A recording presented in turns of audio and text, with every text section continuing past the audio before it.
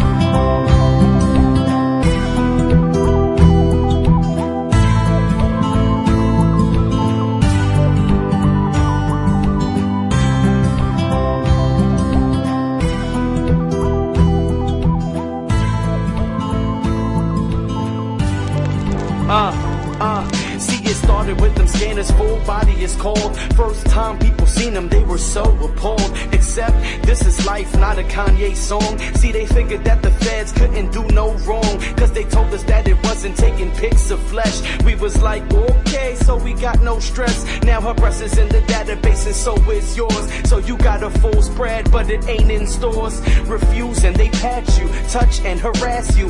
Whole lot of stress just for you to pass through. Ain't nobody safe, not me nor you. And Governor Ventura's getting patted down too. Who wants to be harassed just to get on the plane? Had to put his foot down cause it's getting insane. Can't blame the ex-politician Vietnam vet, cause anyone with a brain should be upset. You now don't even get a wand, you get completely hand-searched to where if they touched you, the guy from San Diego was completely correct. If you were touched that way on the street, it would be a sexual assault. Poor lady from Ohio had to get on the news just to tell the whole world about the TSA blues. See, the guards was patting. Then she put her hands inside of her drawers and her cheeks she was grabbing. Then one at a time, both cheeks got squeezed. Feeling violated, Miss Ohio wasn't pleased. Other workers watching, but she still never free. Situation got worse as the TSA squeezed. She touched her twin baggies, even the vaggie. Why would she think she would walk away gladly? Now Miss Ohio wanna sue and make them pay, but they saying that the law is below the TSA TSA. Well, that shit, and then I gotta blame you. Chief of Homeland Security, they trusted you. But you left and became CEO of the scanners. You live off America, where are your manners? She then proceeded to touch my buttocks, both sides with the palm of her hand. She then moved around to the front, touched the tops of my breasts and underneath of my breasts. Again, she gave me no instruction that she was going to do that. Then she moved to the bottom of my legs, moved all the way up my inner thighs, touching my private areas.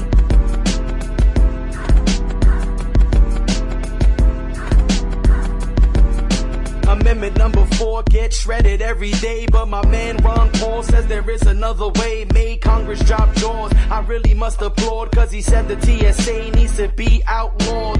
He don't got the blues, but the stories lit a fuse. TSA got the power and they really just abuse the people of America who's trying to fly, and the people aren't rallying or asking why. Ron Paul got a law that we all gotta push. Everybody wake up and get off your tush, cause them scanners taking pics of you and your kids, and they saying that they trying to give fines and bids to the people who refuse or get scanned to fly. Yo, we gotta work together, make the TSA fry. Don't let them dictate our don'ts and do's. No more TSA blues, no more TSA blues.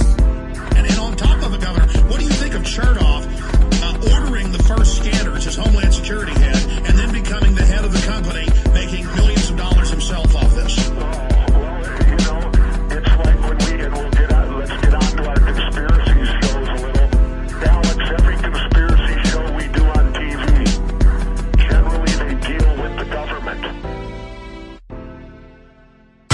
This is Musicians for Freedom on UWS Community Radio and the International Community Radio Network.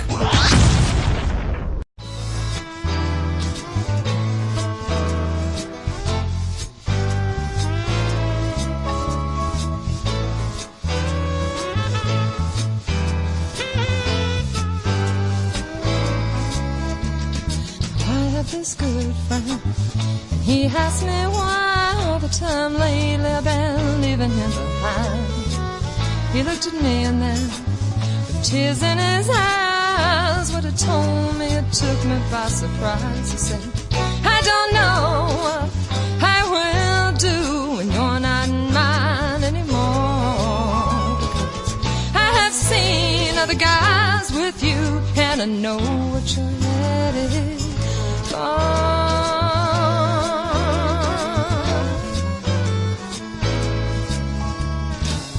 We used to play in the creek by the school, way back in the woods where the air was moist and cool.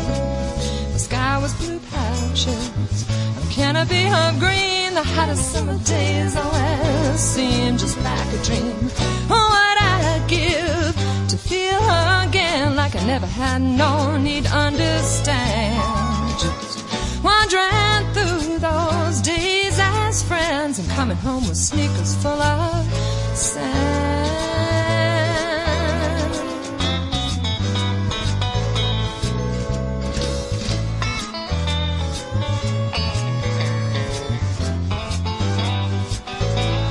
Yeah, he said, I don't know what I will do when you're not mine anymore, because I have seen other guys with you, and I know what you're headed for.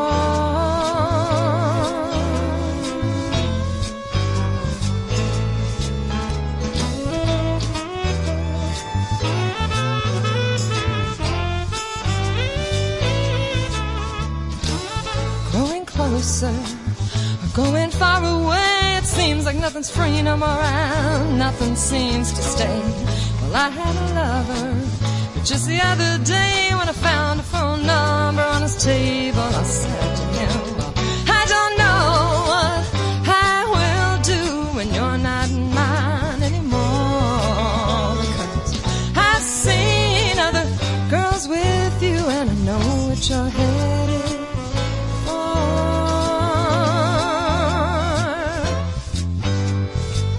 Yeah, I said to him, I said, I don't know what I will do when you're not mine anymore, because I've seen other girls with you, and I know what you're headed for.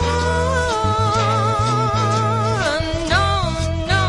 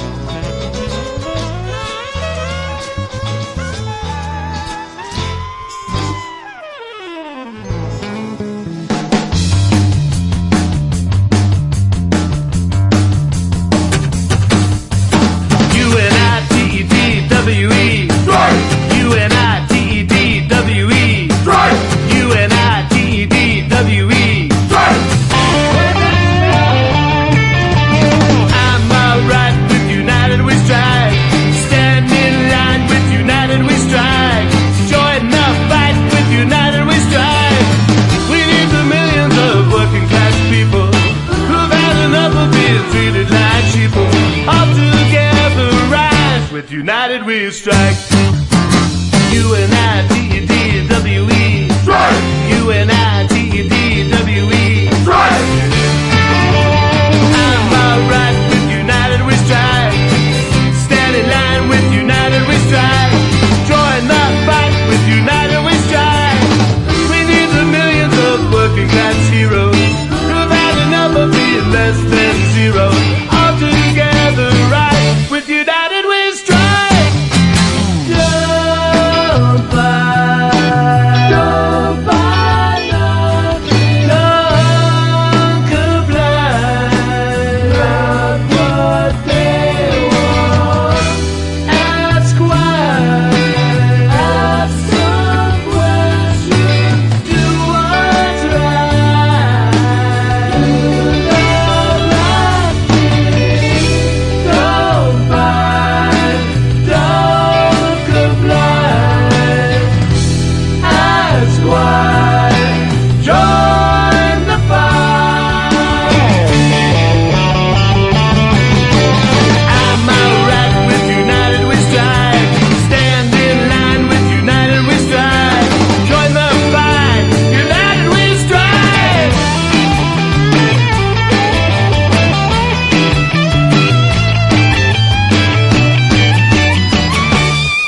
Strike! It is time to get united. It is time to stop this senseless fight about nothing. It is time for direct sacrifice and participation. It is time to rise to the occasion. The time is now. Power to the people. United we strike. United we strike. United we strike. United we strike. United we strike. United we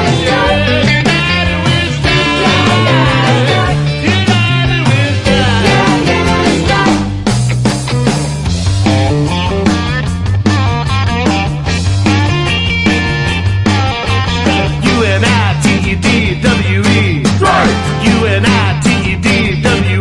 Strike! U-N-I-T-E-D-W-E. Strike! This is Musicians for Freedom on UWS Community Radio and the International Community Radio Network.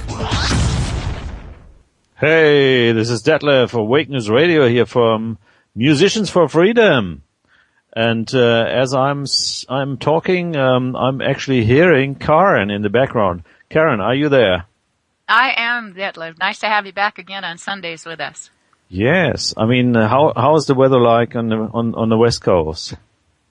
Actually, it's pretty nice, although I see some clouds kind of creeping in over the mountains. We still have our ever-present chemtrails happening, but it's nice. We're moving into fall here. The colors are changing, and I'm sure that you have them there too, and it certainly is a beautiful time of year we're moving into.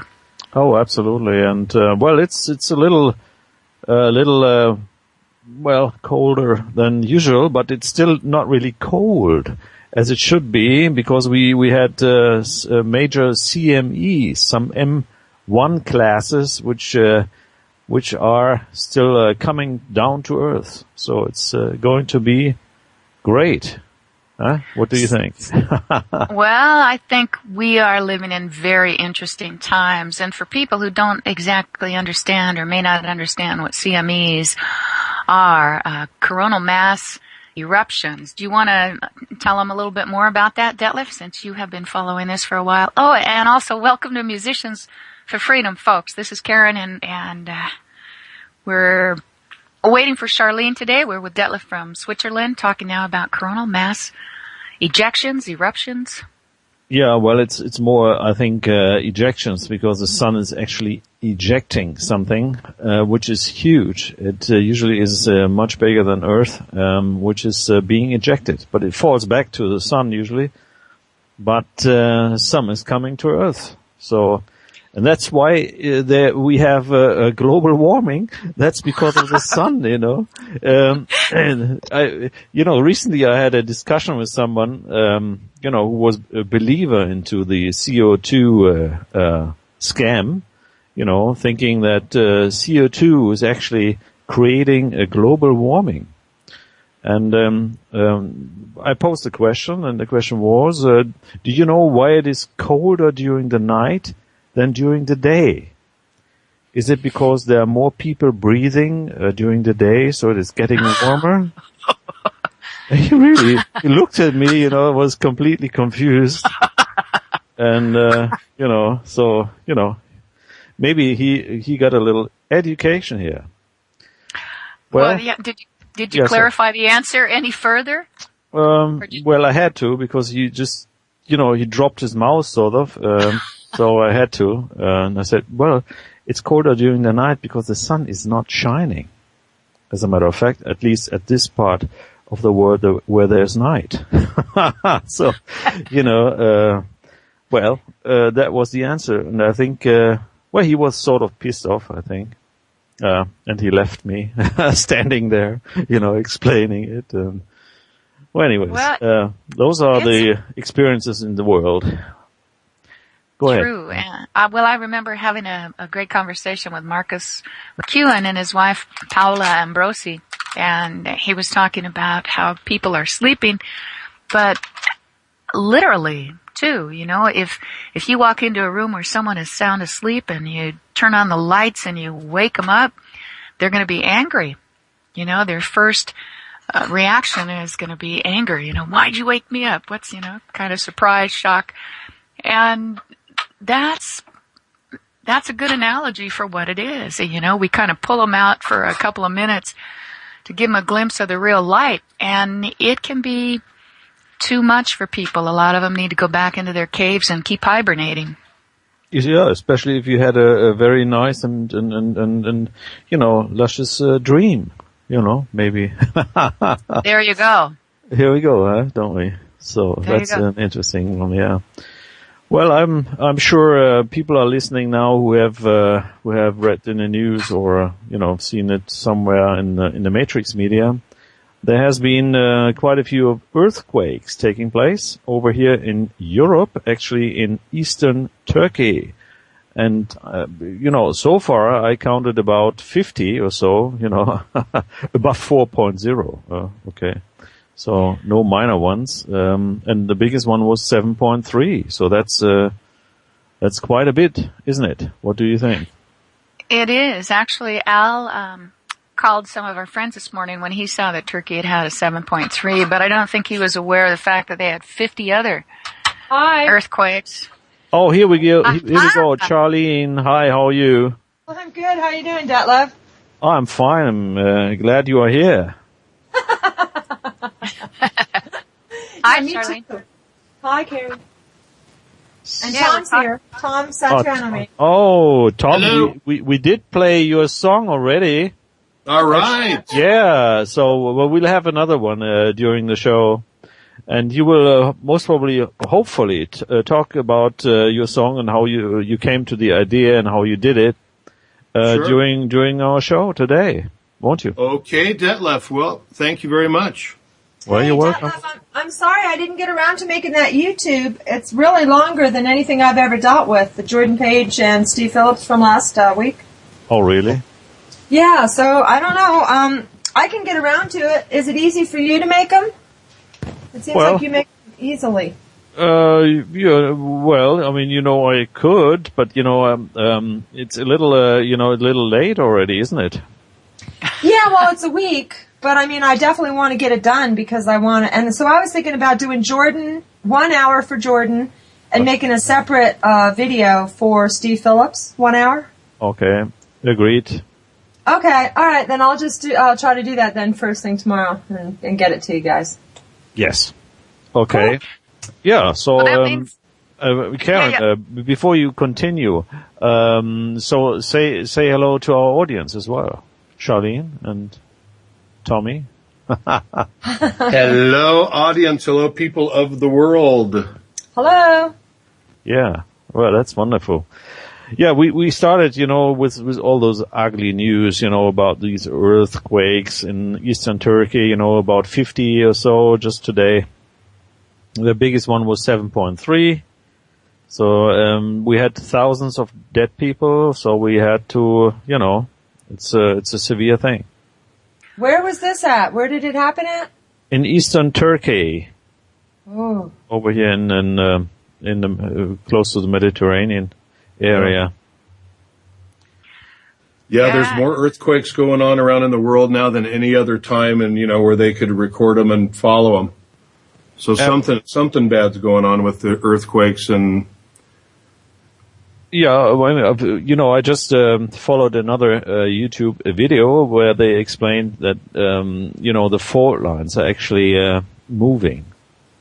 So all the fault lines all over the world, and it's not going on all the time at the same place, but especially in the Pacific, and other places, South America and Europe as well. Definitely shifting. Yeah. There are Indian tribes and some of the older cultures who are not able to hunt anymore by looking at the stars in the sky. And on Sunday, on October 2nd, CNN reports a huge hidden object in space, dwarf star or planet found in our solar system. So, something is on the way. It's no longer a conspiracy, but something's on the way. The Earth is shifting, and it does seem like that analogy of the Earth's crust being like an orange, and it's kind of loosening up and moving around with all these big quakes. Oh, absolutely, yeah. I agree. So, we don't know yet what the cause may be. Maybe it's a whole bunch of things going on all together, because some of those earthquakes were just about 5 or 6 miles down deep, and others were deep around 50 to 100 miles, So this it's quite a difference, isn't it, So we don't know.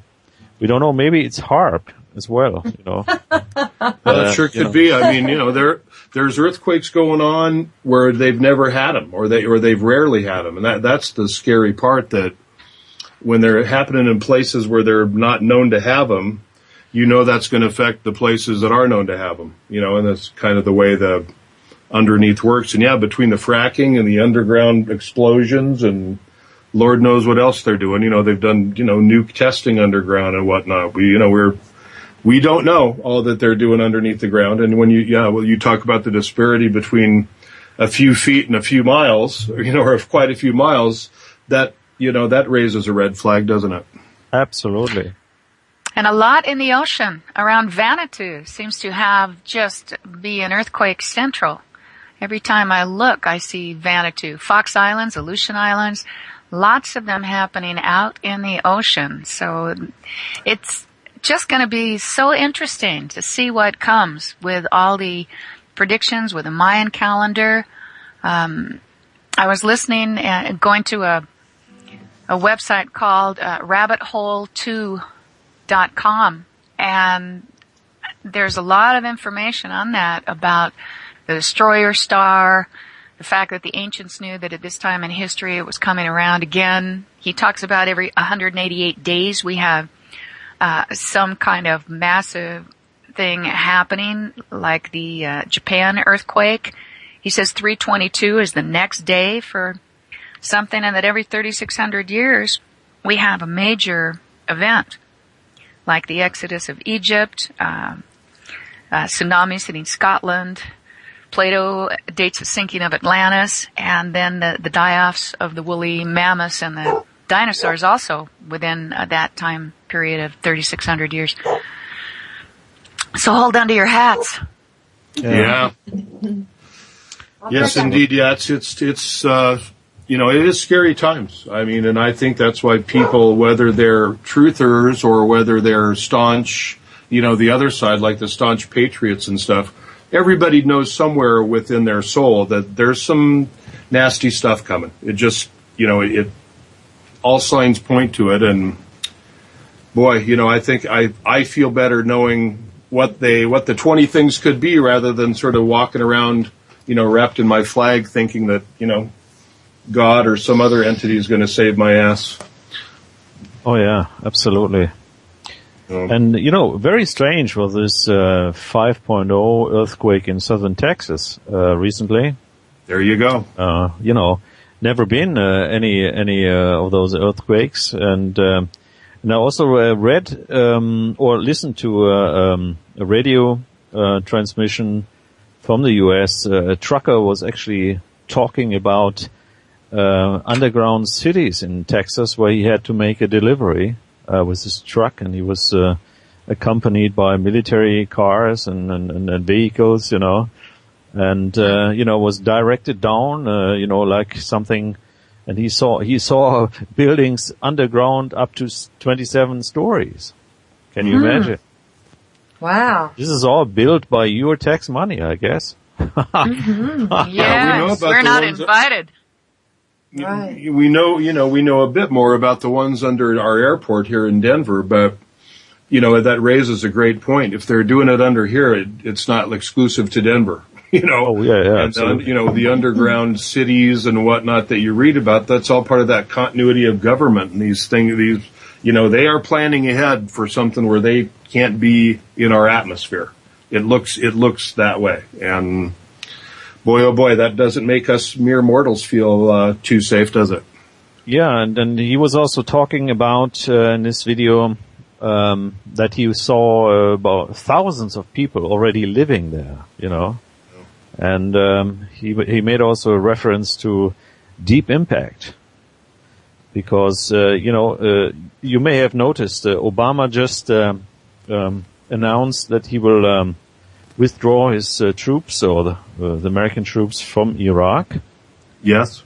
And if you are familiar with the Deep Impact movie, the president actually also announces there in a press conference that he's going to recall all troops, abroad, and so they can be safe with their families. And I don't know whether this is the reason for recalling the troops, but never mind. I mean, we should keep our eye open, shouldn't we?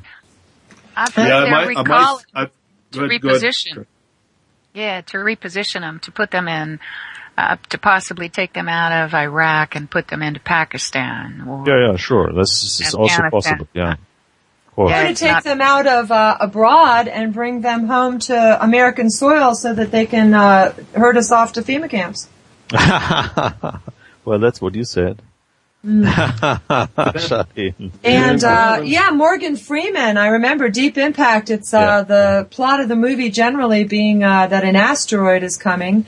Right. And that they're going to have a lottery to see who can actually get into these underground bases. And it is kind of interesting that Morgan Freeman is a black man, and here we have Obama presiding over the event. Yeah, well, how do we know? How do we know Obama's really a black man? There you go. Well, he looks like, at least. He's a clone.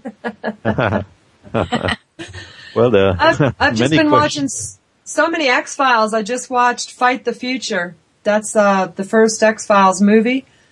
And it's pretty fascinating, how it shows all these human alien clone projects, and it's all going on underground, and the cigarette smoking man is interfacing, I guess, with the FBI. It's pretty interesting. Yeah. So why don't we make a quick musician break here? So why don't we have Blood on the Horizon for a second?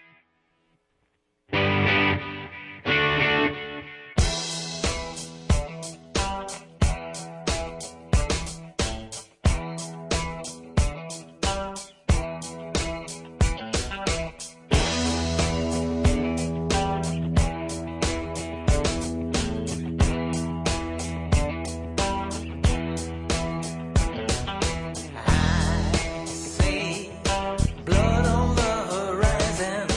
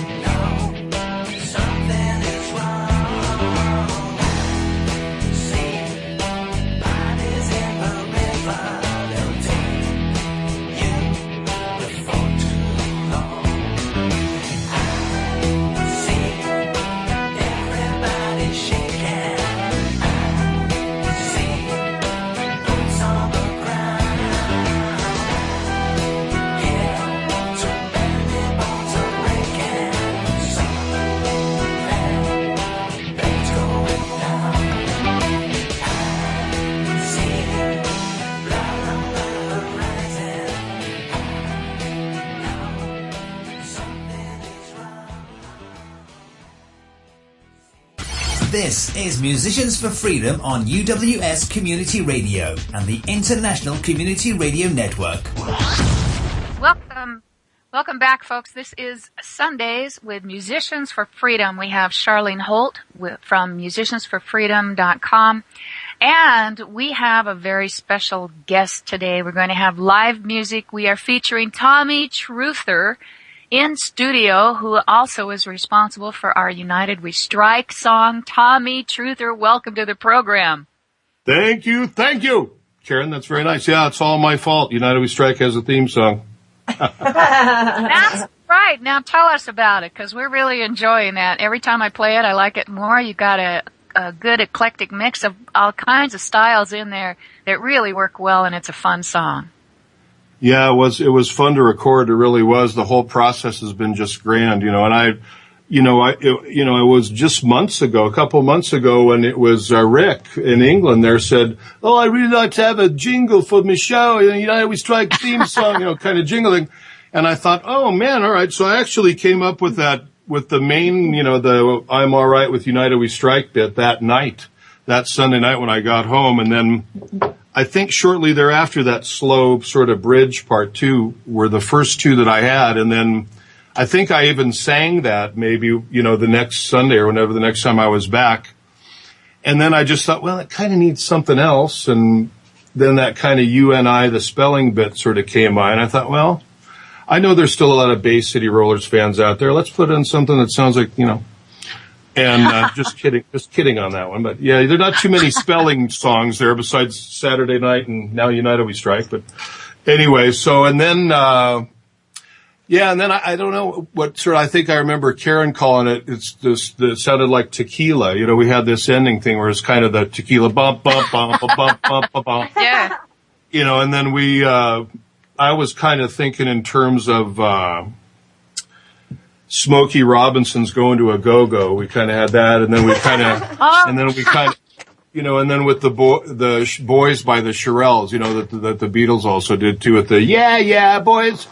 So we kind of did a little, kind of made it kind of a little shtick pastiche of, retro stuff, which is, I'm my age. It's going to be retro in some form. I can't help it. You're retro.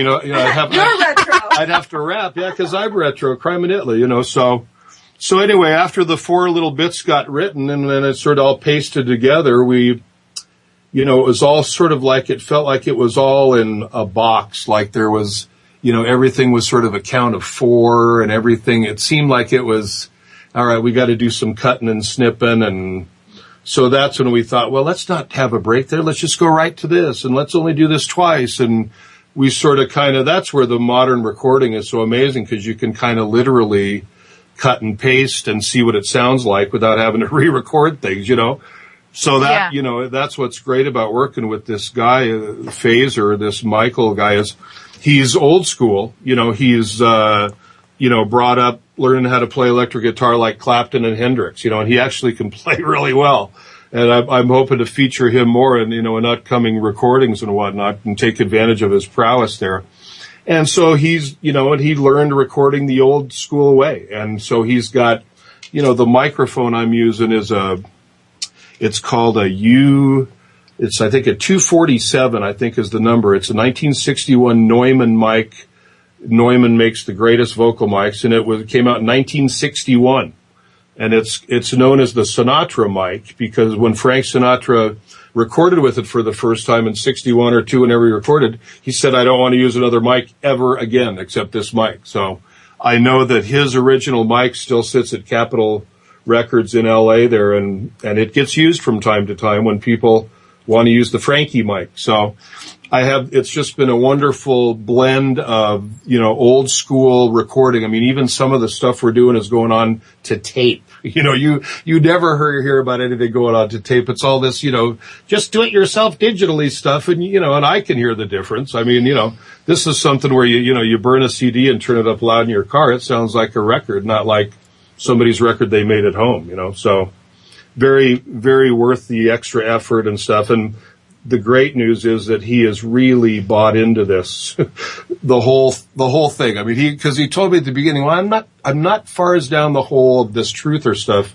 as you are, but I'm not, offended. And I told him up front, it's going to be songs that a lot of people aren't going to be comfortable hearing about, but it's got to be done. I'm waiting for these multimillionaire rock stars to think, I made enough money, now I'm going to write some real truth here instead of sort of dancing around it, and so I thought, well, I'll do it. I mean, it is a growing cottage industry, and we're here in this digital age. So anyway, he, as we got going on United We Strike, it went, I think, really kind of somewhat of a job for him to really putting his heart and soul into it. And so now, we've gotten really close, and it feels like we're on the same page, and he's really into music too, or I can say, I kind of want it to sound like this or that, and he'll know what I'm talking about. Or I can send an MP3, and then, it gets him going. And then, he's the one, we were almost done with the song at that tequila section I was talking about, where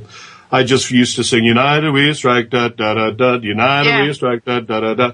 And I said, isn't that kind of boring? And he said, yeah. He said, maybe in the front half you should do like talk or do something stream of conscious or something. And I thought, that hadn't occurred to me. So I had just done a take one vocal and then got kicked out because his wife does massage upstairs, and here I am screaming, United We Strike. It doesn't really go well with massage. So but it was a blessing in disguise, because we got, he sent me a rough mix of what I'd sung, and it was the first time I put a, proper lead vocal on it. And so when he said that, I thought, so I was coming back that night to redo the vocals. And then I wrote that little sort of, it is time to get united and time to, I just sort of started writing, and then I kind of came up with a little melody to fit it. Then I sort of, that's too long, and that's do this, that, and the other. And then, so that's how that was very, very late in the song when we sort of put that little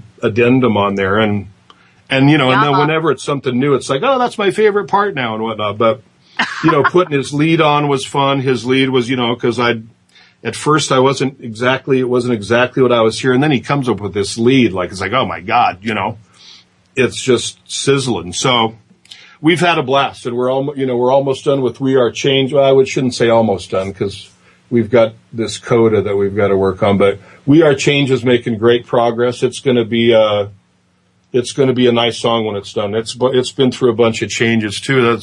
I was telling Sharlene earlier before on the air that the beauty of this process is, we're both doing this part-time, so there's time in between sessions to sort of listen to it and, then not listen to it for a while, and then come back and listen to it and, do some peyote and then listen to it just to, but I mean, try to get some ayahuasca, just try DMT, whatever, open that pineal gland. Yeah, so and it's helped the process. It's helped the whole so we don't feel like there's a deadline or we got to hurry and get and so it's been great. I'm looking forward to getting this next one out to the world too. Here should be in a few weeks. Oh well, that's then very cool. Before we do that, we should listen to it again, shouldn't we? I mean, I played it before the show started, but now we know even more about it, and everybody's definitely very anxious to listen to it again. So why don't we do it? And so people, we will play Tommy Truth's song United We Strike just now. Stay tuned. This is Musicians for Freedom on UWS Community Radio and the International Community Radio Network.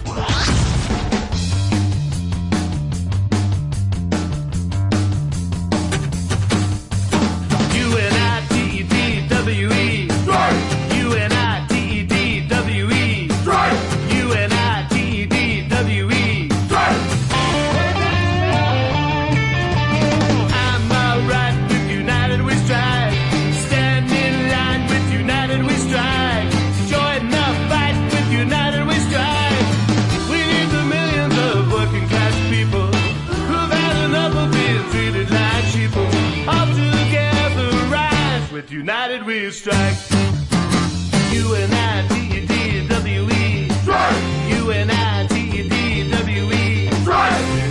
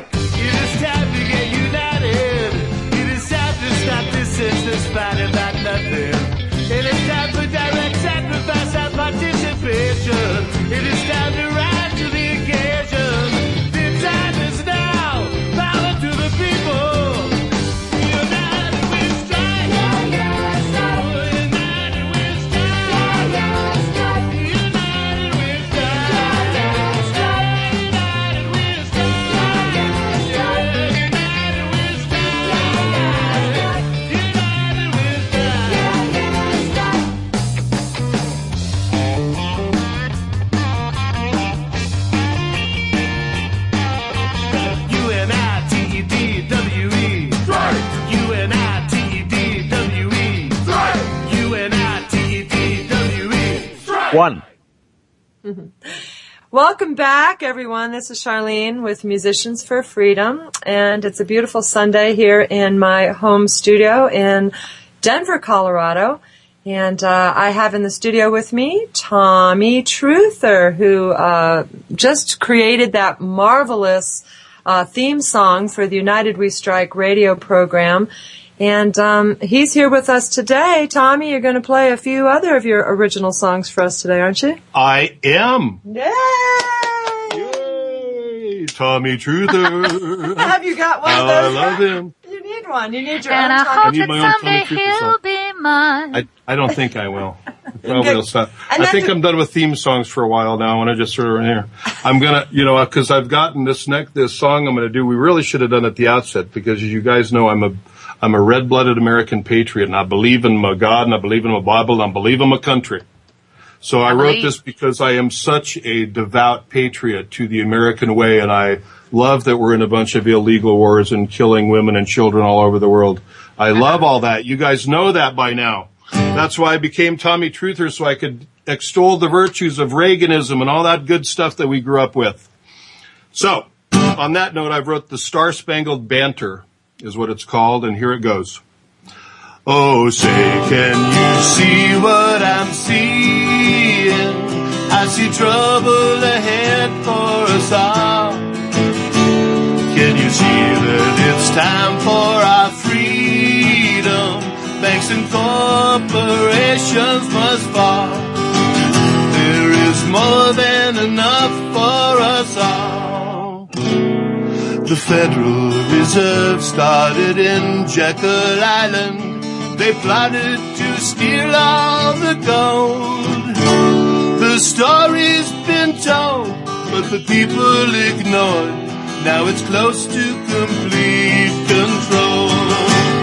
Oh, say, can you see what I'm seeing? I see trouble ahead for us all. Can you see that it's time for our freedom? Banks and corporations must fall. Yeah, there is more than enough for us all. The banksters are gangsters. They strong arm on Wall Street. They tell presidents what they can do. Obama or Truman or Bushes or Reagan, they all played by the corporate rules. Oh, say, can you see what I'm seeing? I see trouble ahead for the West. Can you see that it's time for our freedom? Place the government under arrest and stop military excess. Everything's fake, full of disinformation. They control major media too. From Nam to Iraq, it's been false flag attacks. Now the chickens come home to roost. It's about time to learn the truth. Oh, say, can't you see in the dawn's early light what so proudly they steal through the twilight of our years? Whose broad crimes that left scars through the make-believe fights, or the criminals we watch as they boldly keep scheming. And the war on terror in the nuclear era gives proof day and night that the devil may care. Oh, say, does the truth in some manner remain? 'Cause this land's no longer free, and we're really all slaves. Yay! Yeah, wonderful, wonderful. And we had this great applause to our audience as well. So, that was a great one, Tommy. Yeah, that was a little bit, talking to people about, like Live Animal, he's so folky that I just had this thing about what if you started off and it sounds like a real, oh, say, can you see? I mean, that part I stole. Well, I think everybody knew that one. All the rest is mine. Now that we have your attention, right? Yeah, I mean, you sort of get their attention, and I sort of think, well, this might be the song that gets me shot. This could be the one. Woo! Yeah. Oh. You see. Let's hope not. But I mean, this, it's good. This'll rankle some feathers but it's going to end up sounding like the Kingston Trio or something. So it's going to be hard to not hear it and enjoy it as a song. But then you hear the lyrics and you think, the banksters are gangsters, huh?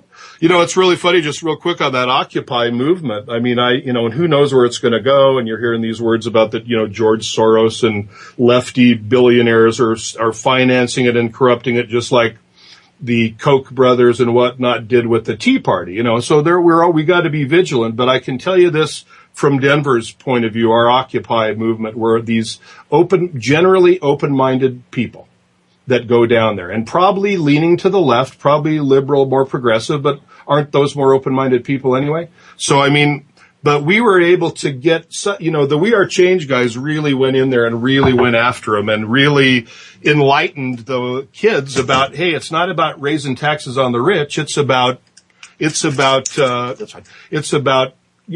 stopping the Fed here and ending the Fed. So that worked to such a degree that one of the newscasts was there live. Well, the basic message of these protesters is they want to end the Fed. Well, I'm thinking, whoa, that's wonderful. So, we've actually now, there's been some movie nights where we've taken a generator and some video equipment and actually shown these crowds movies of 9/11, the Federal Reserve, all the stuff that we talk about all the time, that not everybody, Lord knows We Are Change has given away tens of thousands of DVDs over the past, 4 or 5 years, but how many of them get seen? How many of them affect people? And then so if you sit there and watch it with them, you've got a captive audience. So I actually think that last Saturday was 3,000 people that were down. Wow. Were down there, and it was incredible because the police were cooperating. They wanted it to be good. I had the good fortune of being in the very front of the parade, and I was so far in front that I was actually in front of the parade, and I noticed this cop motion over one of the Occupy principals over, and he said, we want to make this good for you guys. Where are you guys heading? He goes, well, we're not actually sure where we're heading. He goes, well, maybe the 16th Street Mall, which is a big shopping area. And so a few feet, and I thanked the officer. I said, thank you. We're making history. We are going to make history today, and I really appreciate it. He leans out his car and looks at me and says, you're welcome. So a few minutes later, he sees me, and he motions me over to this police SUV. This is a Denver policeman. And he said, I just ordered all the buses shut on 16th Street Mall. You don't have to stay on the sidewalk. You can go on the entire street. Why don't you let everybody know? So I turned around and I, shout with my loud voice, hello, everybody. The buses have been shut down. We can get off the sidewalk and into the street. It was like watching the stream turn into a river right before my eyes of people, and then I thought, well, I'm at the front of this. I've got to just stop to the side and let some of this march go by and look who's with me here. I want to observe who is with me. And it was very heartening to see families and seniors and everything in between. There were a couple Tea Party guys that, because this message for the Tea Party, there's a lot of resonant message for those people too. That, we all need to say end the Fed. We all need to say get Wall Street out of our lives.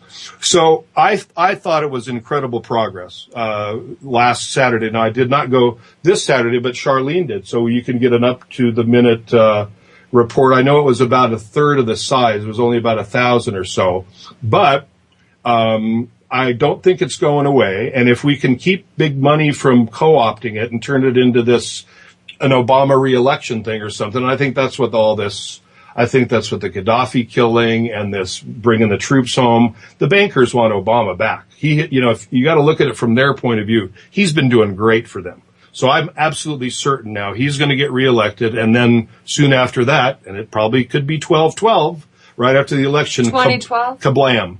Oh, 12, December of 12, right after the election. So 12. Anyway, I'm heartened by the Occupy movement. I know it's different in every city. I think that Denver has been a tremendous example of what a truth or organization that infiltrate would be too strong of a word, but just cooperate with. We've had, some guys have been down there basically daily down there communicating with these kids. And there's a small faction of anarchists or, provocateurs that are trying to provoke the police and whatnot. But there's such numbers of people that aren't doing that any attempts at kind of a provocateur situation is being quelled by the masses. So, exciting stuff I want a populist movement. I feel that from the ground up we can do this. And when I'm in the midst of it, it's very exciting and heartening. And, it was a very good for my soul day there last, a week ago, Saturday.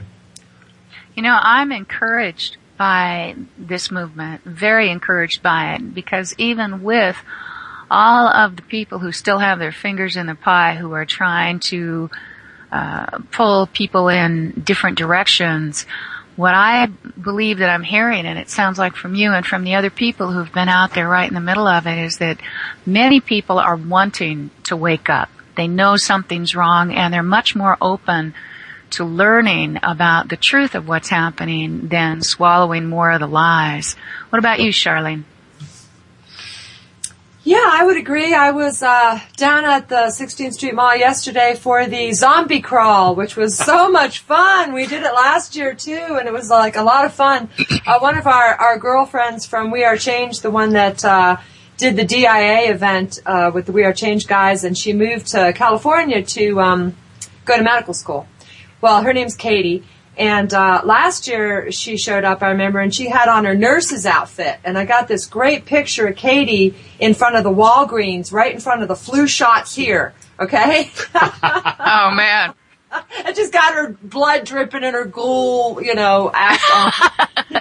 So that was a great, great picture last year. So this year, it's so funny how the universe and serendipitous, events occur, but I just happened to be right there standing in front of the Walgreens when, voila, there's this nurses and a woman in a wheelchair, right? And they're all, covered in blood. I said, hey, would you come over to the Walgreens and let me take your picture in front of the flu shots? And they did. So I've got another one from this year of the flu shots here. Dripping blood. It's so funny. And they really, they got a kick out of it, too. Well, this sounds like revolution is fun over there in Colorado. Well, there were kind of two converging things there. The zombie crawl is, basically kids who, there was a thing in the paper about it. It's a Halloween deal.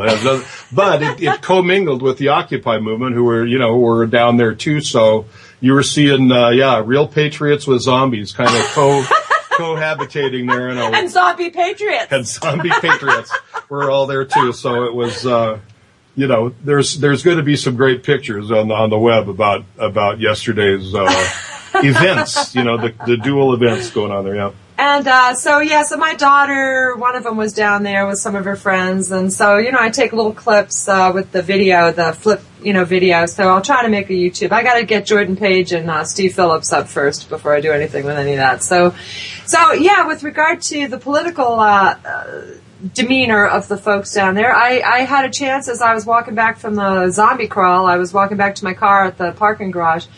And just talking with a lot of my friends. Some of the Zeitgeisters are down there. You've got the Leading Light communist organization folks. I know pretty much a lot of folks here in Denver. And it's interesting, though, how I'm always meeting new people. Always meeting new people. There were a lot of folks down there who were from out of town. I met some great, great musicians. I met a guy named Martin Lewis, I think his name was, and excellent musicians. So, I hear some strange thunder in the. Does anybody hear that? Sounds like a windstorm. Well, it's most probably the NSA flying in to Denver. Got some, jets. Fighters. Yeah, most probably. Not probably, here. I bet over Oregon would be my guess. And, but it certainly is not in Switzerland, because they don't have those. It's not here, and it's gone now. Fly over. So I was talking to a guy last night, and he seemed to feel, and they were very open. A lot of people know about the sovereignty movement. A lot of people were way open-minded, to the idea of not consenting, don't consent, don't agree to be this, this piece of paper, this U.S. citizen, don't agree to that. Say, I'm a people, I don't consent, I'm a people. And so I was talking to this one guy, and he seemed to feel that, that the money in politics is the problem. And so he felt, that we should have publicly funded elections. He said if we just took $20-30 from every single man or woman and put it into one large fund, it would be $3 to $6 billion or something. It'd be so much money that it would be way more money than they actually currently spend on the elections. Yeah. And that they could then use that as public funds for the candidates. So then the candidates for all of these elections could not be bought off by the big corporations. Well, Sharlene, let's reduce this to $10 a person, right? Yeah, I don't know. Both sides are going to spend $1 billion each on this next presidential election. I know 98% of the country, probably 99, are not wanting this. We don't want this, especially when we know we get the same thing no matter what party we pick. It's red or blue. By the time Bilderberg's done with them, they're just their puppet. We see that, and I think more people are seeing that. So I agree with that guy that publicly funded elections, but instead of a bunch of 30-second commercials, which I just think is, reduces us to the lowest common denominator of thought, that we have to use that money for half-hour and hour-long debates and things of that nature, but where we can run for president if we want. We can run. We don't, you can't even run for hardly city council now without big money behind you, and that's a huge problem in this country, because by the time a city councilman works his way up to congressman, like one I know here in town, they're done. They're bought and sold, and you're not going to get them back. You have to just get them out of office, Well, I really think that, and I've been preaching this for a few weeks, as I've been working with Bird and understanding what it really is to be a people versus a U.S. citizen. And essentially, if you just imagine a circle and then you imagine a triangle inside the circle, well, we the people are all in the circle. But what happens is when we become a U.S. citizen, we go to the bottom of the triangle. So there's this thing called the federal corporation doing business as the United States of America, and a U.S. citizen is at the bottom of that pyramid.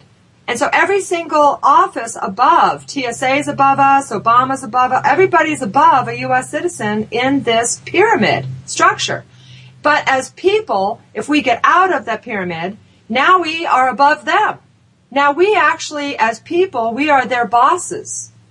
So, we're learning a lot about how this actually operates. And I just made a new video. It's called United U.S. Citizens and the New World Order. So, this is a very systemic problem that we're having, and the solution, in my opinion, is with each of us becoming more educated about what our role is in this whole dysfunctional marriage with the federal corporation. Yep. Are you guys there? Yeah, we're waiting for further explanations, Sharlene. We are just speechless, sort of, waiting for even more to come. Great. Well, you know how it is with the, what do you call it, the technical problems we have sometimes. You have to ping once in a while, ping. Those were the human technical problems, with our chin down, and... Well, we forget what the hell we were talking about sometimes, too. It happens. We're going to hear from Tommy Truther. He's picked up his guitar. I thought with all the silence, I might as well do a song here. So, I'll briefly explain this. I think I did this song a while back, but I've got this sort of suite, like SUITE, like a song suite. It's like the 70s when songs could be, like a song from Yes or a band like that could be 10 minutes long, and there'd be songs within the songs and that kind of stuff. I had this concept called No Daddy, and the no dad, the way I look at this daddy thing is that, most of us have at least one daddy besides our biological daddy, that we sort of have this faith that it's going to take care of us, and so, I always think that from a righty's point of view, they've got a lot bigger hurdle to get over this, because they often are ensconced with three of these daddies. You know, there's the military daddy. You know, especially here we have this really military fervor that we're so powerful that no one could harm us. And even after 9/11, we'll show the world how tough we are. And, you know, people don't understand now, you know, what percentage of this military now is mercenary? Are they taking an oath to the Constitution, or are they following what their boss says? You know, yeah, the executives, CEO so that's of Slavery and Warfare Incorporated. So I wrote a song about that called "The Military Father," and then. So then I was thinking about corporations and the corporate daddy that, you know, and that a lot of righties think if they just keep their right conservative virtues that they too will end up in a corporation and have a cush job, and that the free market is great and corporations taking over mom and pop shops around America the last 30 odd years is a great thing because the free market, you know, all that myth. So I decided to write a song like if I was one of the Rockefeller's sons, you know, and you know, part of the Rockefeller empire. So I wrote a song called "My Daddy Is a Corporation," and then a lot of lefties get tripped up on the government. You know, that the government is there to help them and protect them, and as long as they just vote the right people in, that everything's going to be good, and the government's there to protect us. And you know, I think people are waking up that maybe not. You know. And then the last one, I think, is the one that trips up the majority of people, and that's the God Daddy. That Jesus is going to come down from the sky and save us. And I categorically, you know, deny that. That's not. And I'll bet anybody out there that wants to bet me that Jesus is going to come and save us is wrong. You know, I mean, and maybe he's up there somewhere when we die, and maybe he'll admonish me for not believing in him, or you know, I'll be in a fiery hell with other people. Who knows? But I'm banking on the fact that I don't think so, and that our fervor for being that thinking that somebody in the sky, some entity in the sky is going to save us, prevents people from paying attention to what is going on right now. You know, we get stuck in the past, we get stuck in the future, and we don't spend a lot of time on what can I do now. You know, so I wanted to dispel all those four daddies. So there's four separate songs with kind of a no daddy intro and outro, and it'll end up being a big, you know, like I say, some sort of 10-minute song with songs within songs when it's all done. So if Michael's listening, we got a lot of work to do, pal. How exciting. So, you mean it'll be sort of like a Bohemian Rhapsody with like ins and outs not and exactly parts like that. More just like, you know, this song will go into the next song, and they're all about a different form of daddy. So, like Pink Floyd's Dark Side of the Moon. I don't know about that either, but I don't know. I've never listened to that record. Right. But anyway, yeah, so this Tommy, one Tommy, is one of are you planning to play the whole one or parts of it? No, I'm going to play two songs from this suite, and the first one is called "The Government Is My Dad." Well, and then later on I'll do the Military Father. I've got those two. Or the Jesus one I can't do because it's like a choral keyboard. It's going to be, you think, even a choir singing it, and then the other one, the Daddy Corporation's going to be kind of electronica Devo-ish kind of thing, so that'll be kind of hard to do on an acoustic guitar. So I'm going to do the two kind of more guitar-y songs. But keep your fingers still, because we are going in the break first, so you really have enough time to play the whole song. Let's go into break right now, and then after the break is finished, then we'd love to hear your new song. Okay, so stay tuned, people. It's going to be a great one. Stay tuned. We'll be right back. This is Musicians for Freedom on UWS Community Radio and the International Community Radio Network.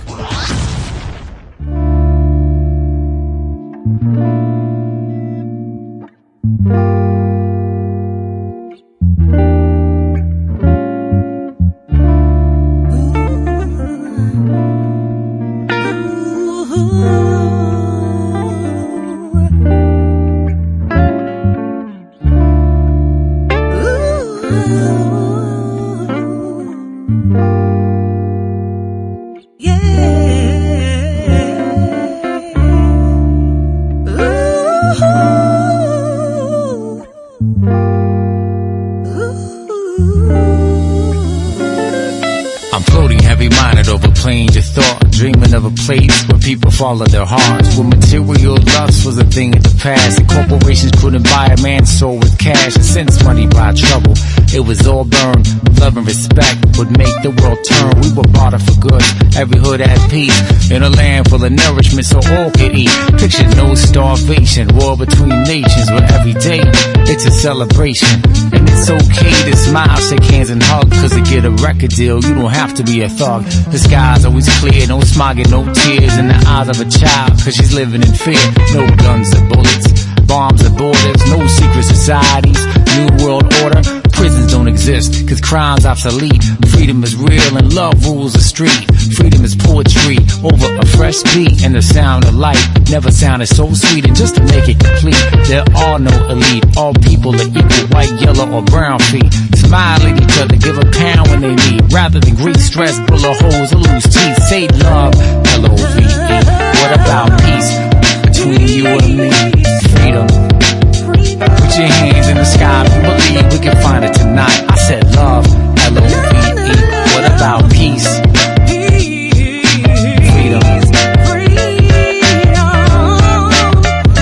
Can this place really exist, or am I psychotic? Is this world we live in meant to be chaotic? Little boys with guns, fully loaded and heavy, trigger finger steady, flesh torn like confetti. Blessed souls born ready and wide awake, struggling for peace in a cold world of hate, poverty and disease. Enemies await, armed in the shadows, each day a battle, fighting with starvation or self-annihilation. Life's full of complications.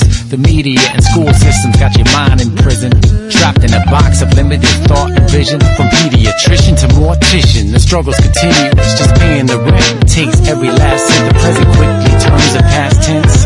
Homicide by God or government. They spend billions on bombs but neglect the war on the streets, where kids commit crimes just to eat, dying on crippled blocks where tax money seems to fund dirty cops who play God with guns. The schools are left in shambles, making the future for the planet that we cherish a gamble. My pockets are full of lead, but if I had the money, I wouldn't buy diamonds. I feed the hungry. Say love, L-O-V-E. What about peace between you and me? Freedom. Put your hands in the sky if you believe we can find it tonight. I said love, L-O-V-E. What about peace? Freedom. Which is the road to peace and happiness, smiles and sunshine, love and fun times. No more bombs, tanks, or gun times, or minorities placed on the front lines. I dream of these things like a fiend in the night, holding the mic like a pipe, looking for light. I wanna inhale my daughter's smile and exhale relief, knowing that she can live in peace. Sometimes tears run down my cheek, chasing dreams where ghettos turn to gold and sour living turns sweet, where pain turns to joy. The smiles replace the frowns on every face. Girls and boys know that they have a place in this world, living free from oppression in a land where complexion can mean either life or death, have and have not. That's why we have got to make a change for social justice in a nation of deranged men greedy for control of your soul. It'll change when we organize and wise up. We've got to join as one and rise up if we really want love, L-O-V-E. What about peace between you and me? Freedom. Put your hands in the sky if you believe we can find it tonight. I said love, L-O-V-E. What about peace? Freedom.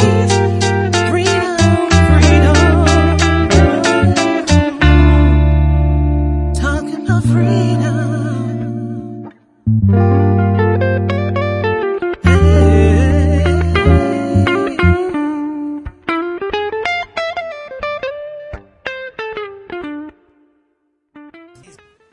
Welcome back, everybody. This is Karen from United We Strike.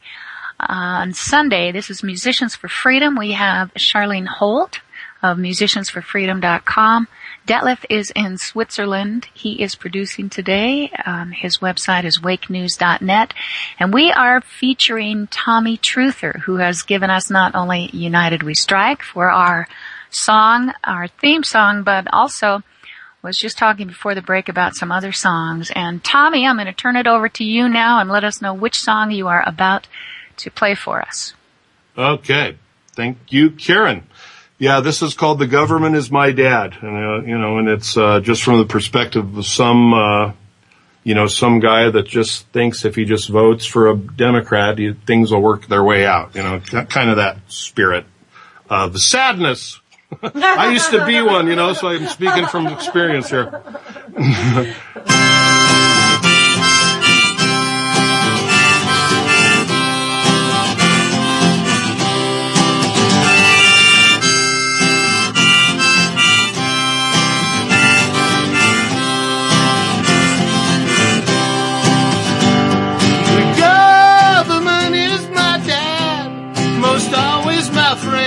Right there to the end.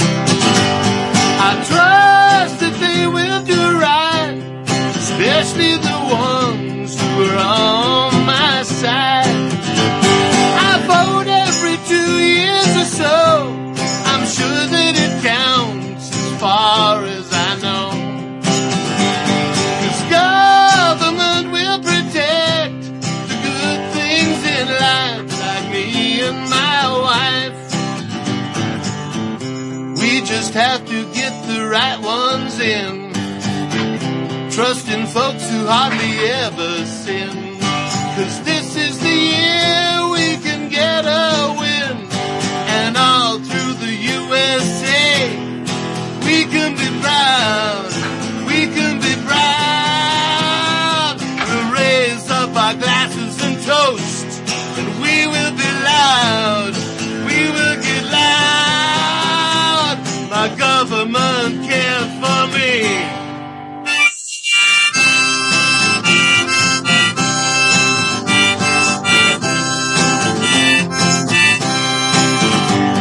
The government is my dad, most always my friend, right there to the end.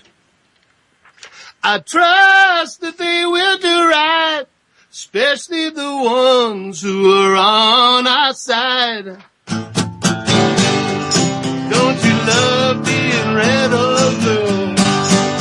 Pictures of football and the movies too. If you don't vote, then you will always lose, and you can never complain. You can't complain. You know what I'm saying? The government works for you. They all work for you. If you want them to.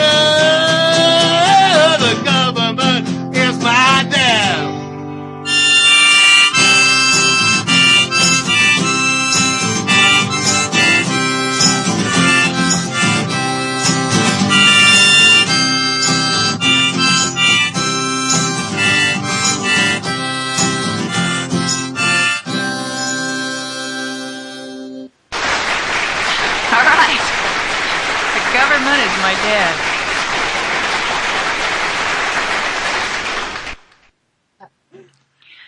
That's well, a bit Tommy, of a... it's all right. I'm really, I'm happy that we got you involved in this, because you seem to have unleashed all sorts of creative potential.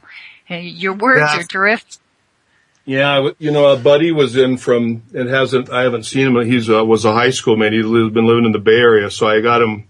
We went out and had a few drinks and stuff, so he was a little bit lit. I was, I got to play my couple of songs. And he just, like, you're singing this, And so there's been a good reaction. I told him, I've been writing songs. I wrote my first little song when I was 9. And I just didn't even really know how to play the guitar as a couple little notes. And then when I started learning chords, it kind of came, I don't want to say easy, but I understood that, there's only so many chords and so many melodies you can do with it.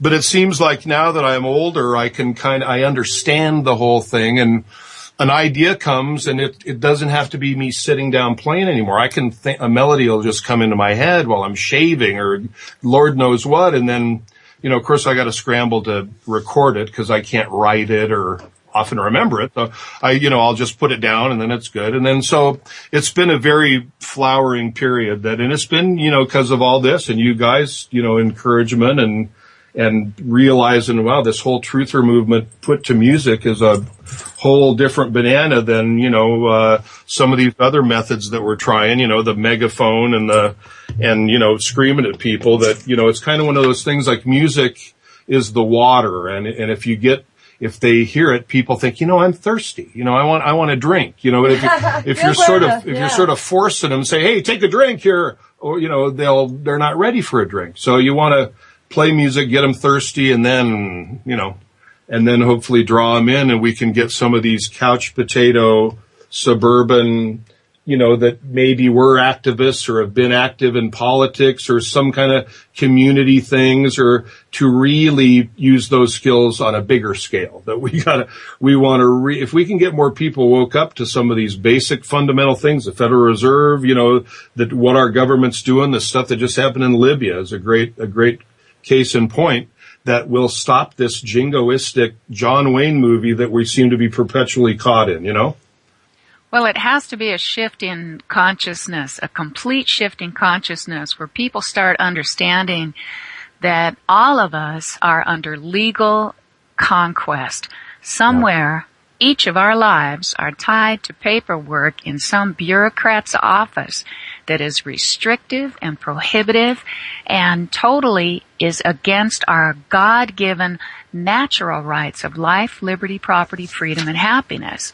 Yep. And instead of being able to live our lives, we are constantly interrupted because of our belief in the system and the laws. And what I found very, very interesting, and it's an aha moment, is a year after we had the Constitution given to us in this country by our forefathers, a year after that, King George sent 100 of his legal experts over to help us with our legal system, whereby our common law was taken and turned into statutes and put in a book. And I personally believe very much that the bar does stand for British Accredited Registry.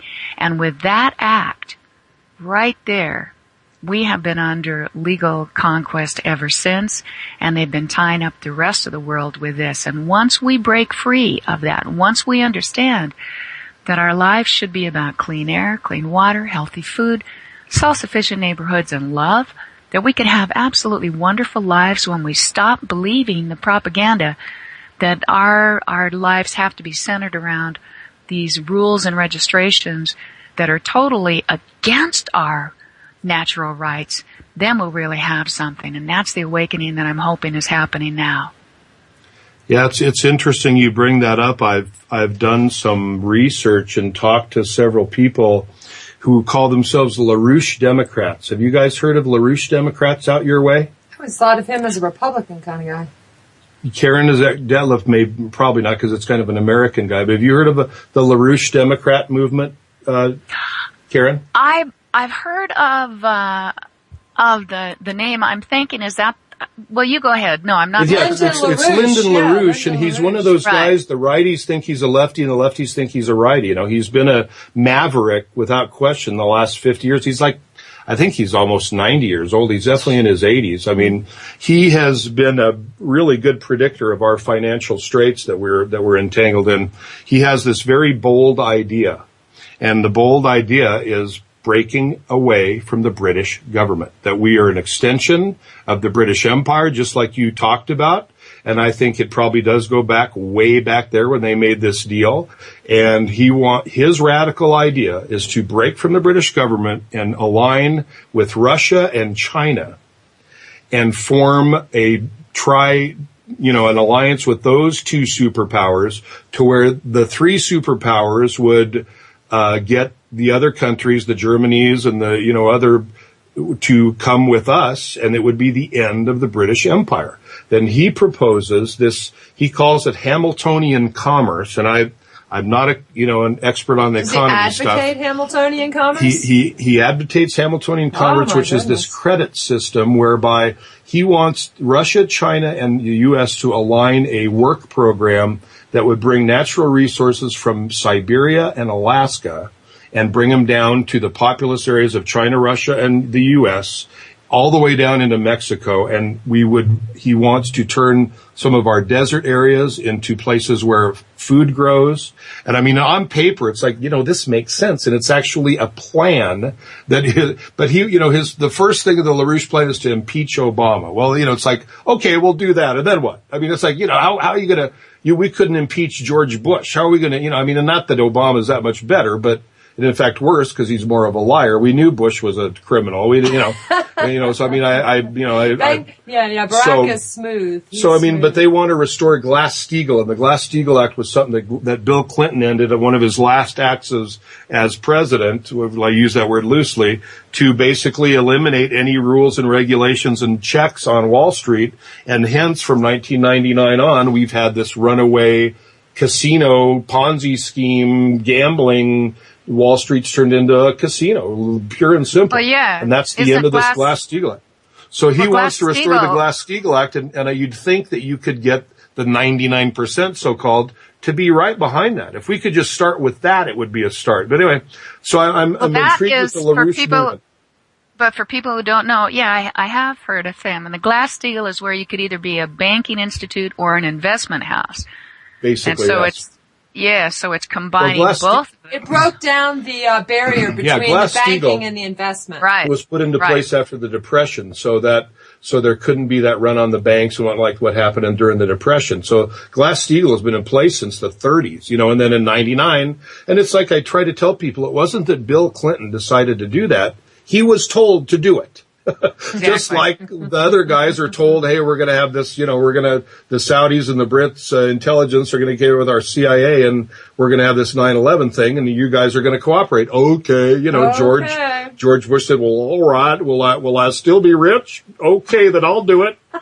So we get, that's where we're at here. And so I was intrigued with the LaRouche people just because they have a plan, where some of these outside groups don't have a plan. He is not a Ron Paul guy. This guy, particular guy, met with Ron Paul, knows Ron Paul well, and does not agree with this libertarian view of economics, which when I look at it, I'm not really either. It's a little leaning towards the selfish, and you can't have the Wild West with 7 billion people, and I'm afraid that's some of the libertarian and Ron Paul bent is not really meant for good economy, but an economy that will really wreak havoc on the poor. I mean, Karen is on Social Security disability.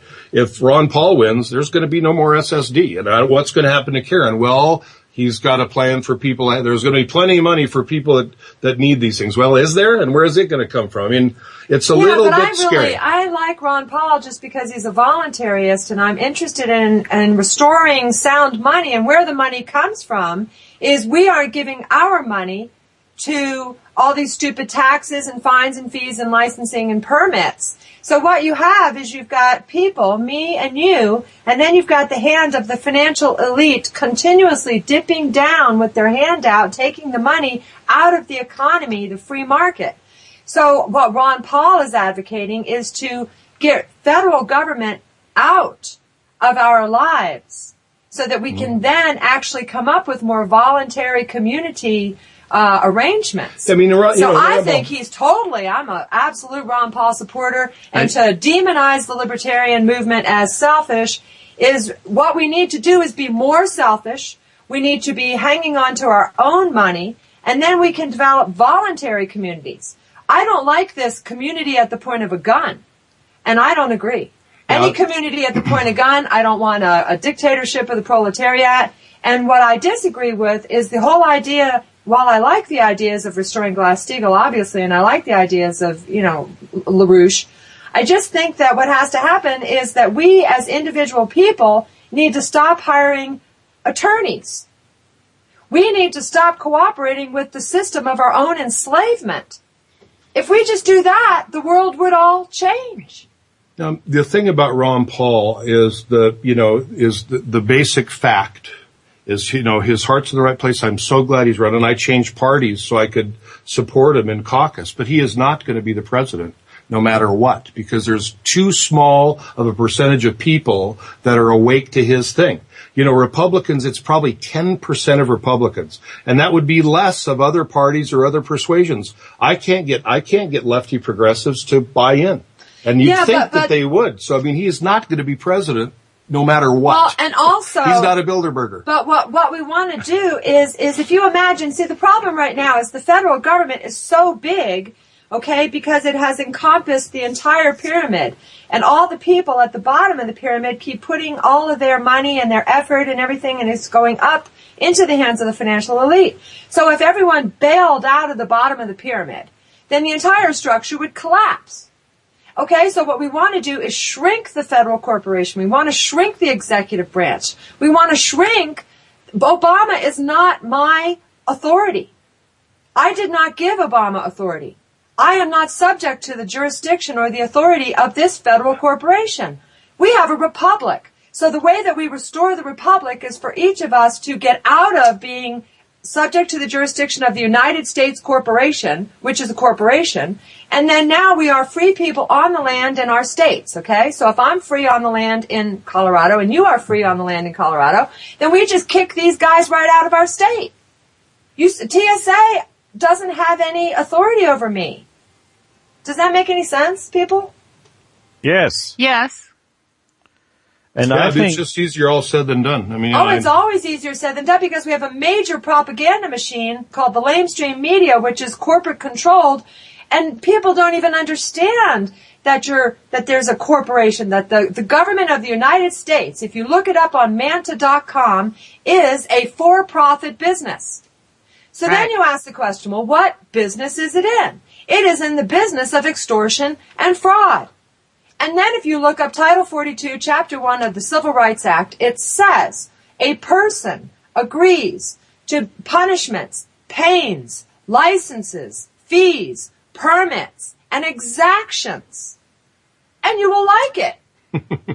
You will love this. You're going to love your servitude. And so people have just got to step up and say, no more, I don't want diminished punishment. If I hire an attorney, all that attorney is going to give me is diminished punishment.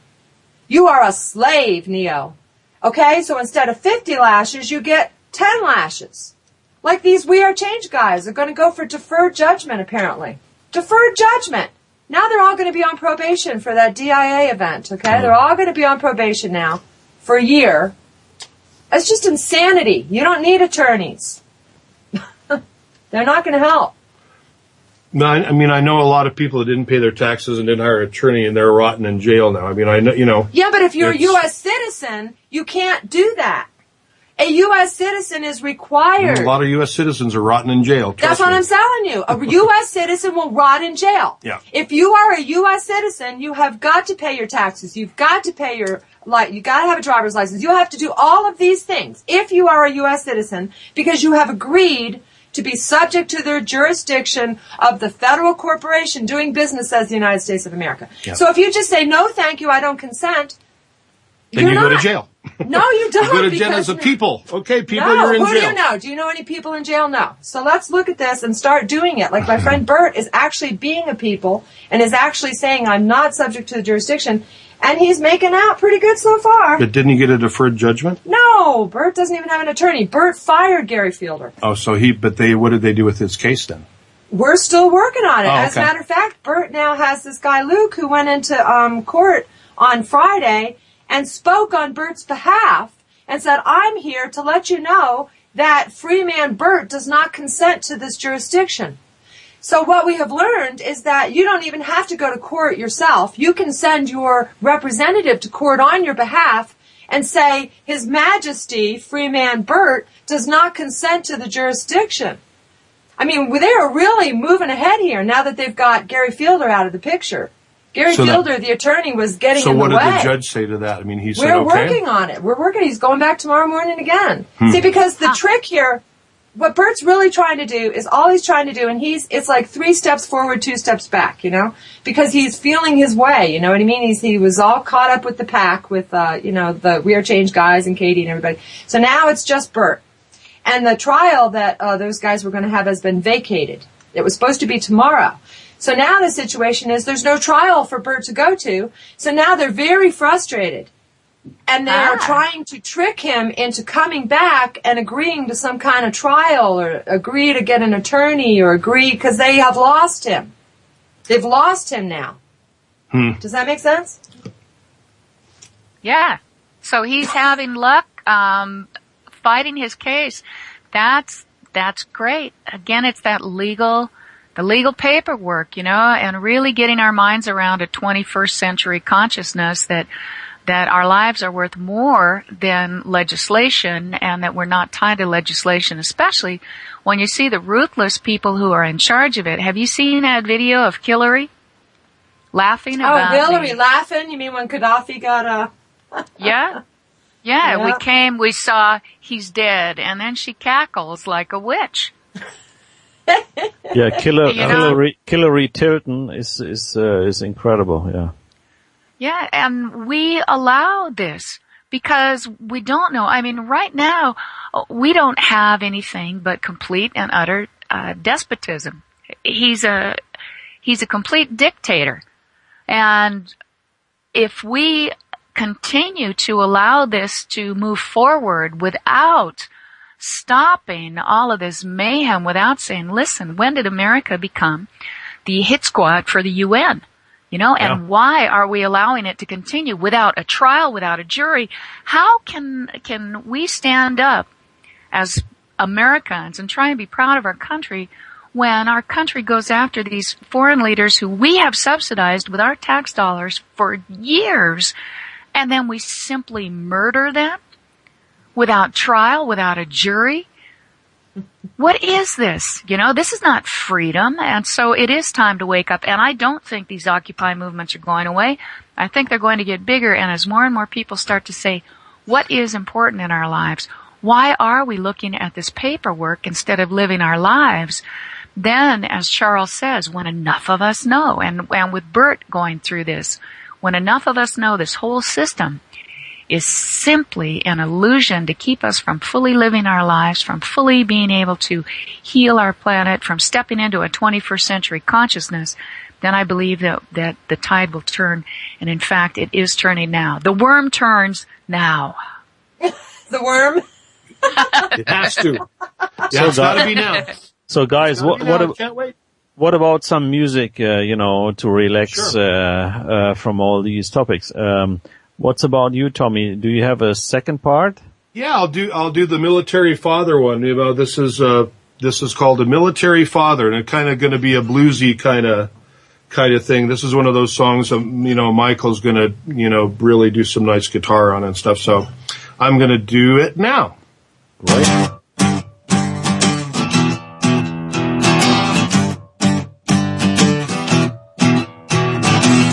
You better not mess with me. My daddy's in the military. He's got stripes, he's got honors, and he's bad. So you better not mess with me. He calls himself a mercenary. He takes his orders from someone, but you don't know who they are. Daddy will protect me like the Army and the Navy. A military father with my uncles and my brothers and me. You will be safe with me. I'm the son of a mercenary.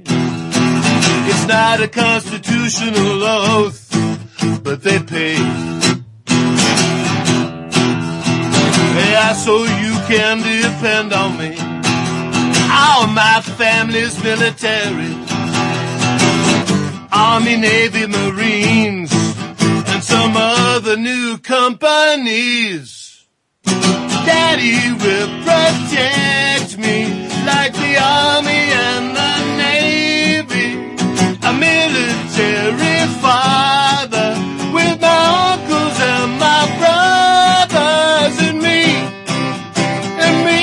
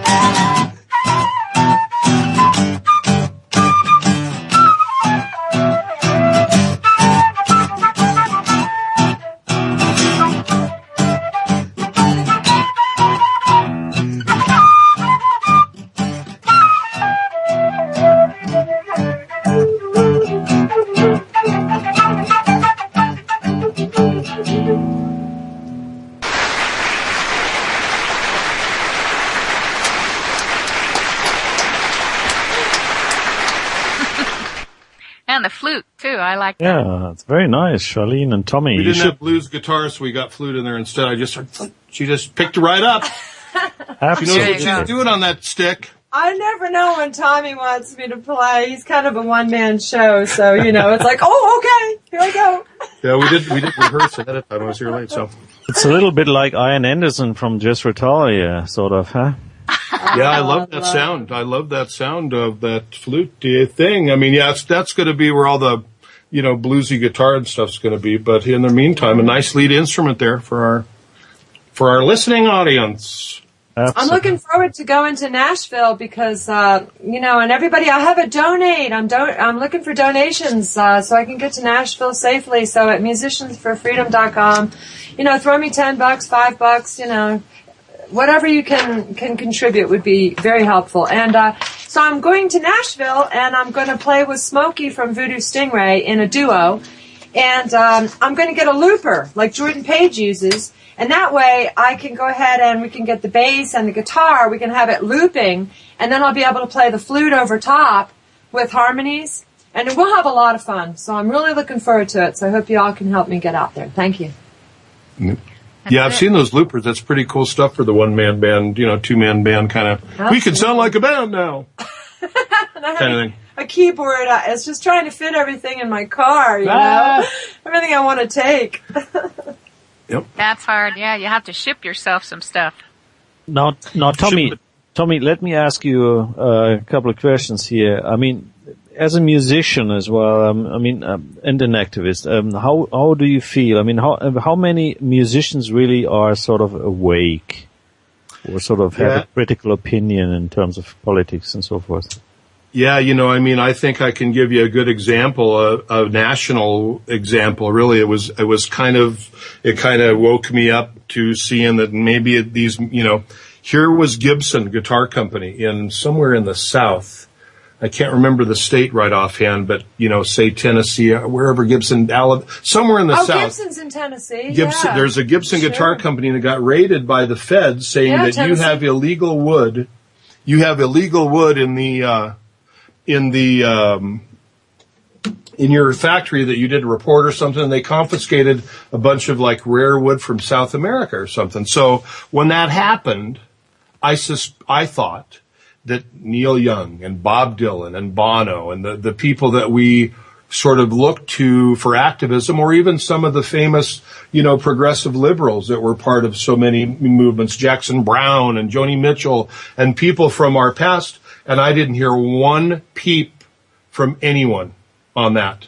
And this is Gibson guitars, the greatest, one of the greatest guitar brands in the world ever.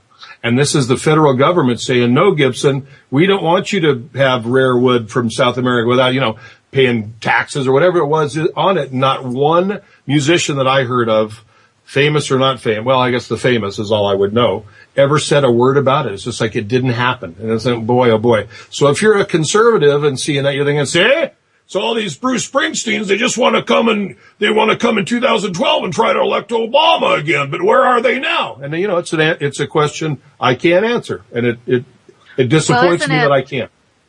Isn't it also that they wanted the wood to be worked in the country that it was purchased from instead of in America, and that the other guitar company, other guitar company, it's not Gibson, but there's another guitar company that's very much a supporter of Obama and has donated quite a bit of money to, and has the exact same wood, but they're not in trouble for it. Oh, is that right? I didn't hear that part of it. Yeah, so boy, I don't know that musicians necessarily, Detlev, to honestly, and just here in my little world, I can't, I'm just from what I see, I don't think musicians are necessarily more awoke than plumbers when it gets down to it. I don't think so as a rule. I know that more musicians are progressive thinking and whatnot, but it's almost like I think people are afraid to get too truthy. It'll ruin my career. It'll impede my career. That's why I think there's only 1,800 architects and engineers that signed up for the 9/11 truth, because they might get a government subsidy soon, and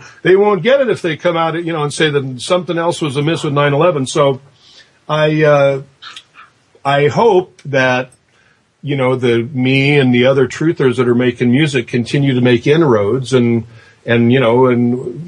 forums like this continue to grow to where we can influence. We can be an influence. It's gonna.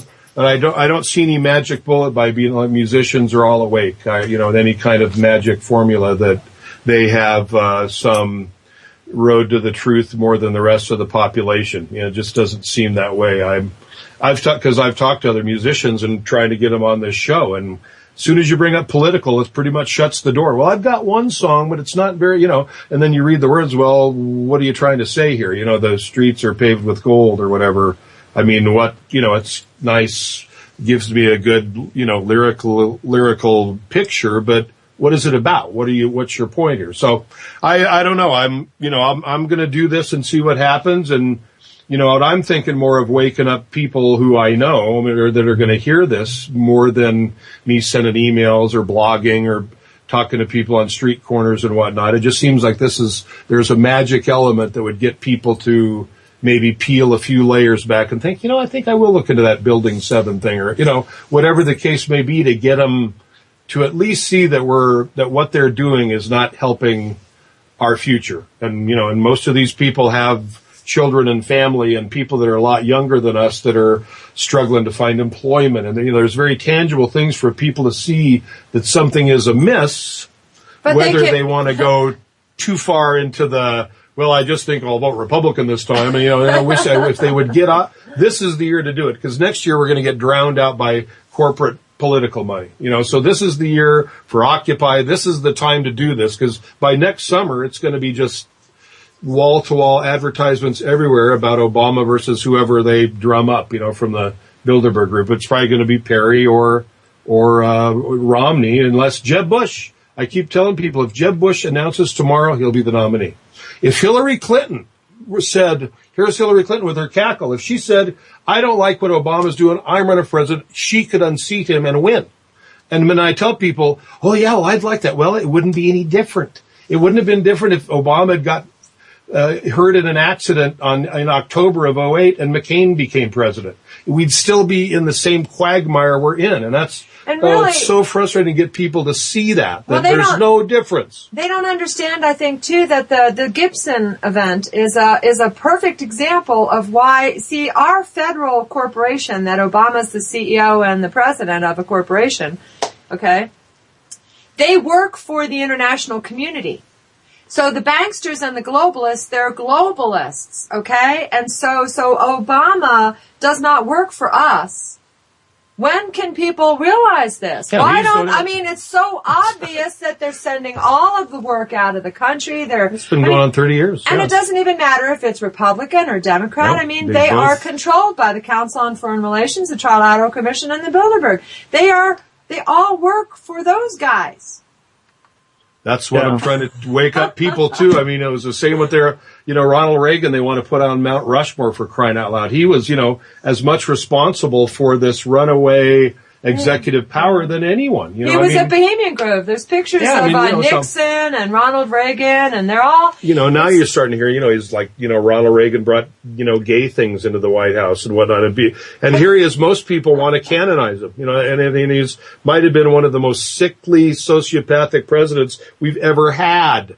So, so we've got a long way to go in waking up this sort of Americana that still thinks that we're the greatest country on earth and everything we do is... Well, we are, because the people are great. See, what we don't understand is the people in Europe are great too. The people around the world are great. People all over are great. Yeah. And so what I don't understand is we've got the Dancing with the Stars syndrome. Yeah. But the solution is out there. The government is my daddy. The government is going to give me what I want and give me what I need and give me my jobs. And it's like Tracy Chapman, actually. She wrote this song called Talking About a Revolution, which I used in one of my videos recently. And she says, while you're standing in the welfare lines and you're, standing in the unemployment lines and you're waiting for a handout from those armies of salvation, why don't we just say, forget it, go away?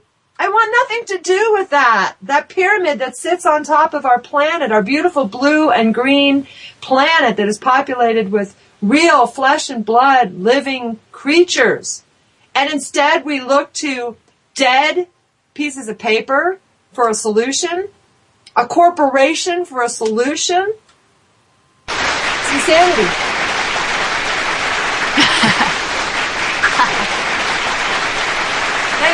Thank you. Hey, and I want to make sure to put a shout out for my video that I made called Barack Obama Admits That All Government is by Consent. Okay? Yeah, so that was great. If you don't know that you can say, no thank you, I don't want to be a U.S. citizen, I quit.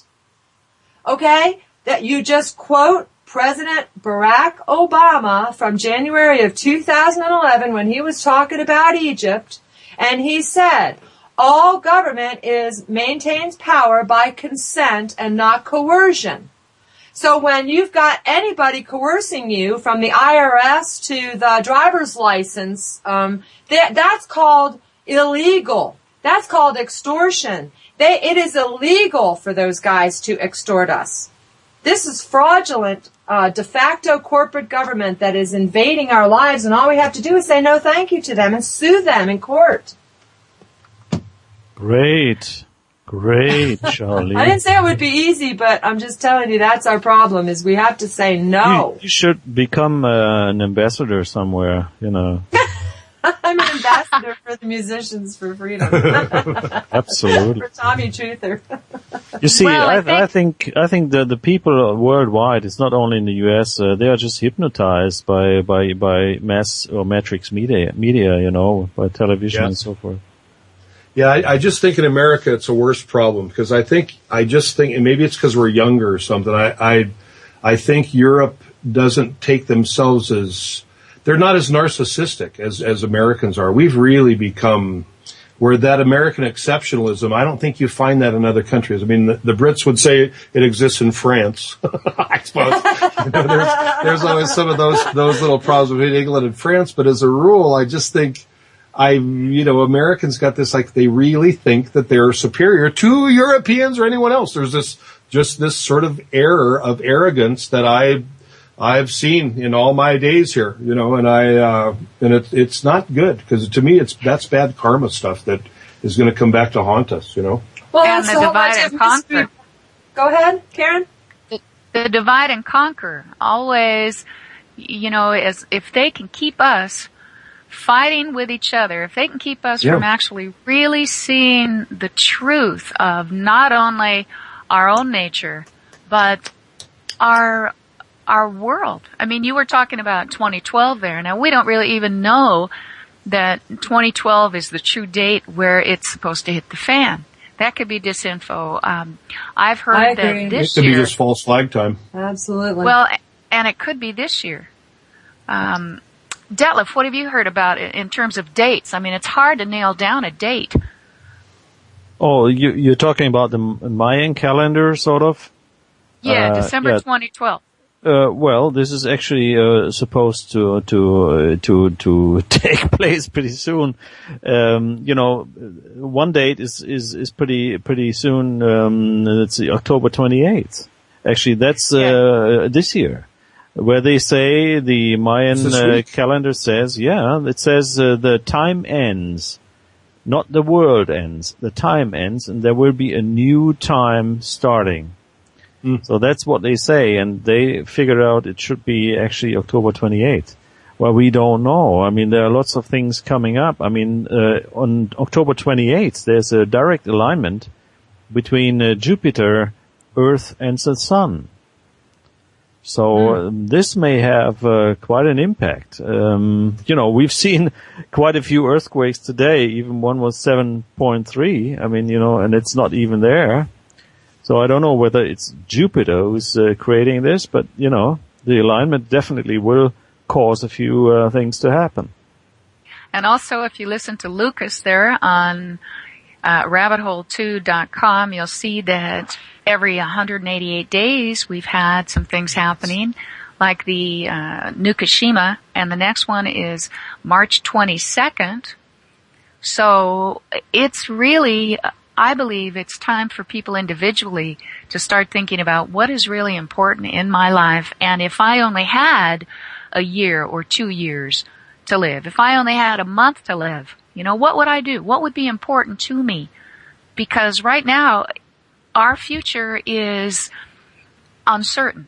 the future of our world is uncertain. What is certain is if we continue to allow these ruthless people to be in power, we will have more wars, more destruction, and anyone who justifies war and death and murder is of the old paradigm. We need to let that go and start embracing a future with different possibilities where we use the hidden technology that's been kept from us to heal and to help one another and to move into a whole different set of where we honor the earth, we honor each other. We know that we are part of that same divine essence, and it flows equally throughout each of our veins and every other thing that we can see.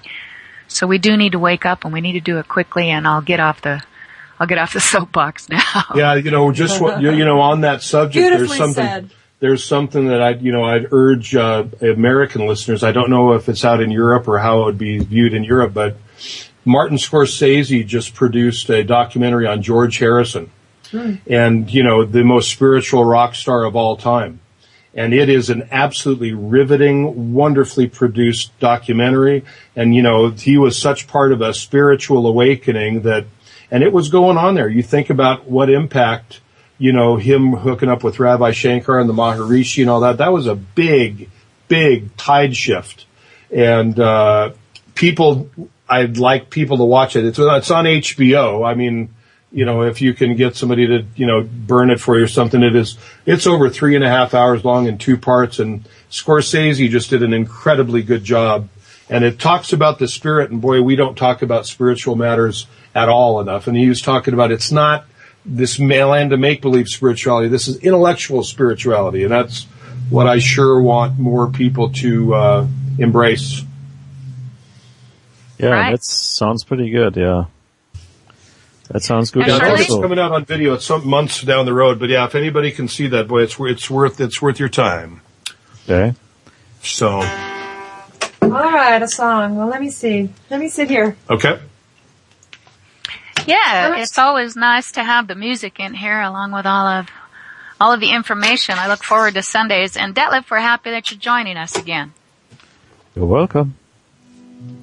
Well, I haven't really played this thing in a little while. Let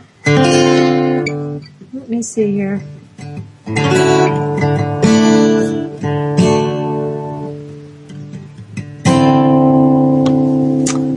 What haven't you heard, you guys? How would they know if they hadn't heard it? I know. I was just thinking of that, but I was one song speechless. I haven't heard. Play that one. All right, I don't know if I ever played this. I don't play it too often, but we'll stop you if you have. No, just kidding.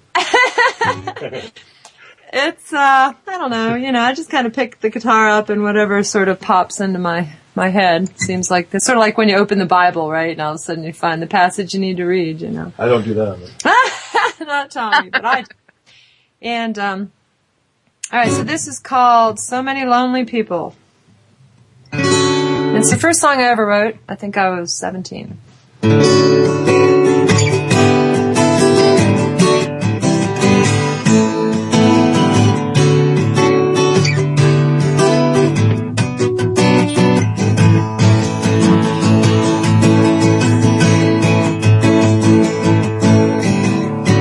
So many lonely people have as much to say as I.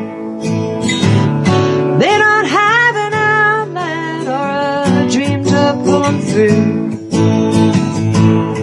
I have dreams yet to experience, so I guess that's a start. To find out why some people only sing within their heart. There's more to life than thinking, but you cannot think at all. Though you may believe your life's a carousel, your back's up against a wall. You gotta reach out and grab at anything when it offers itself to you. When a child comes into the world, you know it soon learns what to do. You will be strong, you gotta tell yourself, follow your own advice. When the world comes out and threatens you, remember just to try to think twice. There's more to life than thinking, but you cannot think at all. And though you may believe your life's a carousel, your back's up against a wall. So you have to reach out and grab at anything when it offers itself to you. When a child comes into the world, you know he soon learns what to do. And you will be strong, you gotta tell yourself, follow your own advice. When the world comes out and threatens you, remember just to try to be nice.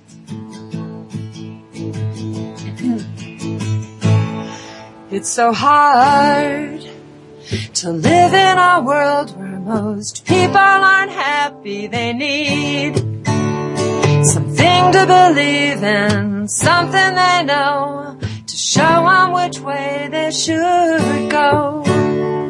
But I don't need no one, no God, I don't need no sun.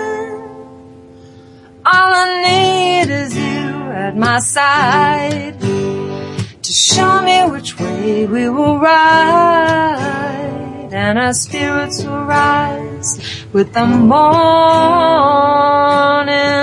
tide.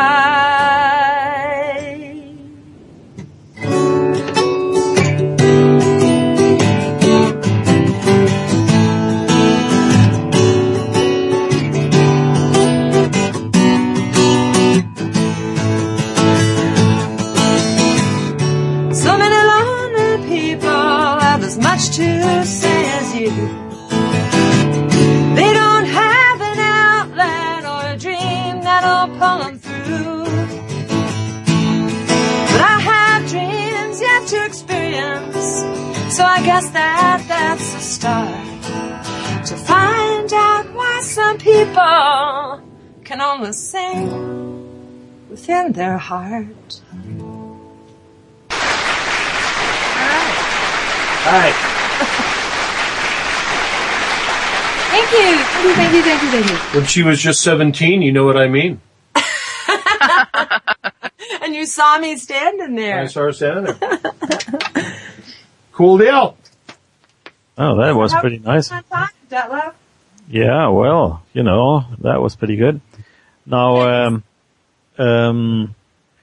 nevertheless, I forgot to mention, on the 9th of November, as you may all know, especially in the US, there will be a simulated communication takeover by FEMA, as you may know. Mm-hmm. So it's I don't know whether it's simulated, because at the same time, on the 9th, there will be an object coming or passing dangerously near the Earth, which is called the YU-55. That's an asteroid or a comet, I don't know, one of those. And it's over 400 meters in diameter. Wow. So just to let you know, I mean, And it's supposed to pass closest by the Earth on November 9th? Yeah. Wow. Yeah. Well, I think the FEMA thing, I put a post on my website, I remember, for that, because I found it at InfoWars, Alex Jones, and it said that it's a test of the emergency broadcast system. And so what it's going to be is a national test of the emergency broadcast system. This is a test. This is only a test of the emergency broadcast system. So it'll be only TV, radio, it won't be internet too? I don't know how, whatever their system is, and I don't know what time of the day, but I hope I'm not anywhere near it. That would be interesting. Internet as well, they could do that. If we hear something about that, I mean, that's the scare. That's what can really shut down our, any movements. This, Occupy wouldn't have happened without the internet, and I know they know that. So boy, oh boy. Also, people rose to the occasion before they had the internet in Estonia. When they came together and finally got their freedom, it's just an absolutely inspiring story called The Singing Revolution. Have you seen that, Sharlene or Tom? No. Is it a documentary? It's wonderful. Yeah, Detlev, have you seen that? I have not. Sorry. But it's called the Singing Revolution, Karen. Is that what you said? Yes, and Wow. it is about Estonia, and it's absolutely a heartwarming, inspiring story about how that nation was conquered again and again. And they didn't have an army. They didn't really have a way to fight back, but they did have an anthem that they came up with, and they're singing. And they had been a singing culture. We've got an anthem now. Oh yeah. So it was, it's a very good one about how they rallied the people together just by word of mouth, because it truly was time to do that. And speaking of time, I see that we're running to the end of our program here. So Tommy Truther, do you have a website? How can people get in touch with you? And do you want to also let them know about the studio website? I've got a website under construction now, TommyTruther.com. But there's nothing on it right now. I mean, in fact, we're working on the design and all this crapola, and you can write to me at info@TommyTruther.com. Anybody who wants to write me, and I will answer back, and that's all. I don't have anything nice big website yet. It's just, I'm just got one song done, step at a time.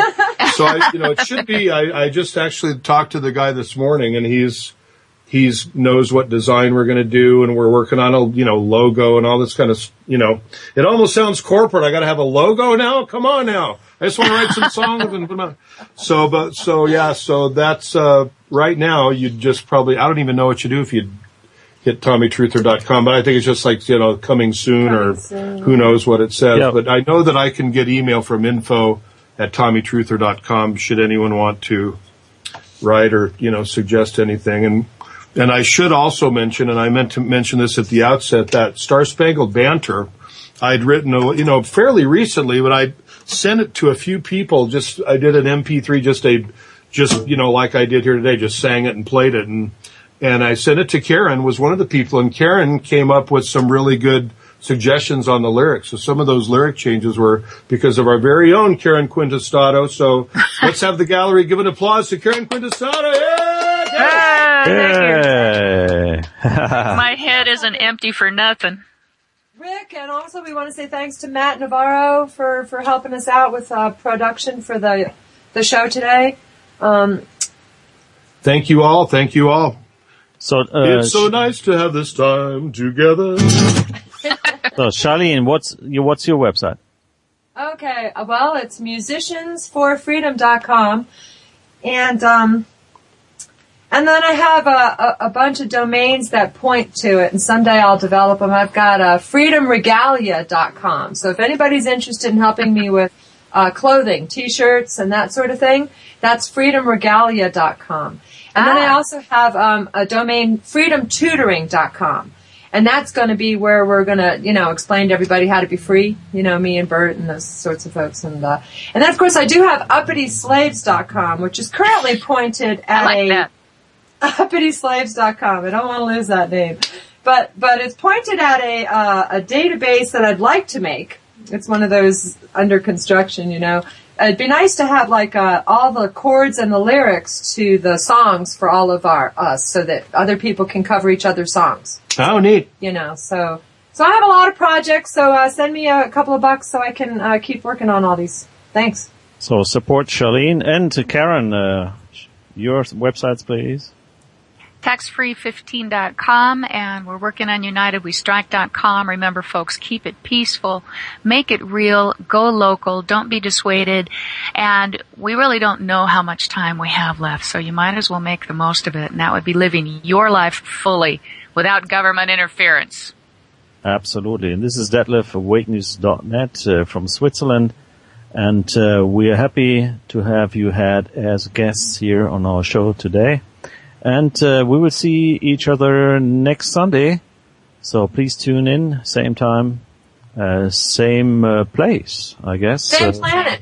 Yeah, same planet. Bat station. Absolutely. So thanks a lot for listening, and we'll be back next Sunday. Okay, bye. This is Musicians for Freedom on UWS Community Radio and the International Community Radio Network.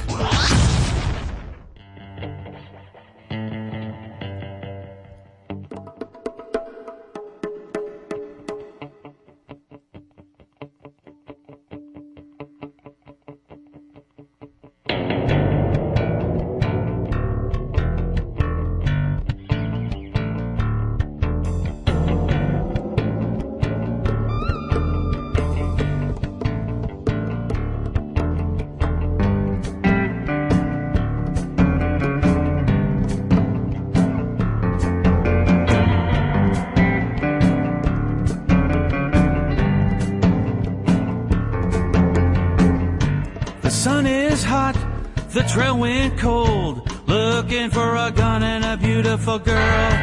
Let's man 'em up, the wild bunch, an Indian tracker with a broken sword. We have no time, we have to move fast. If we're gonna find her, yeah, we'll let you know.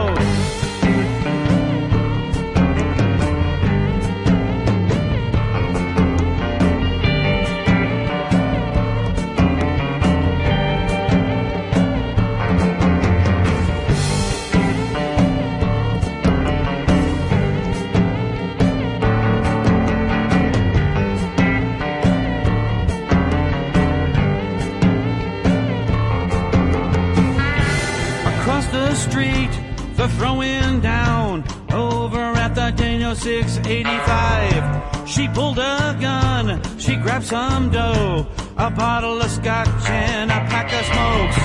The old cashier was lucky that night. He missed 3 slugs that hit the coffee machine.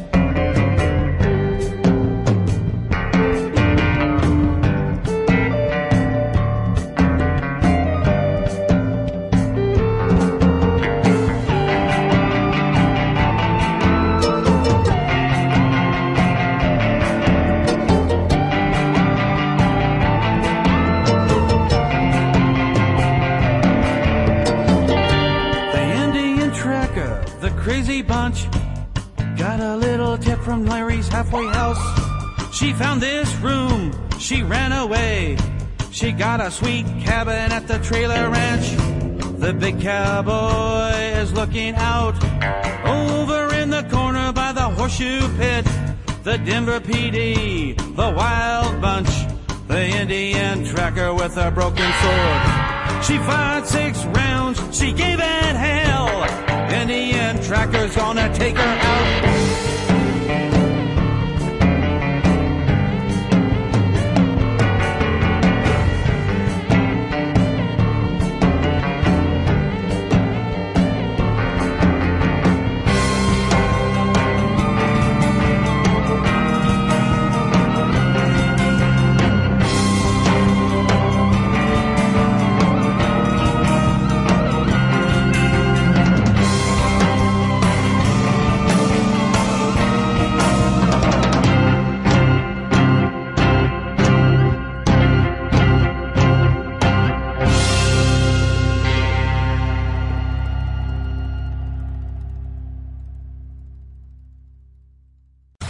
This is Musicians for Freedom on UWS Community Radio and the International Community Radio Network.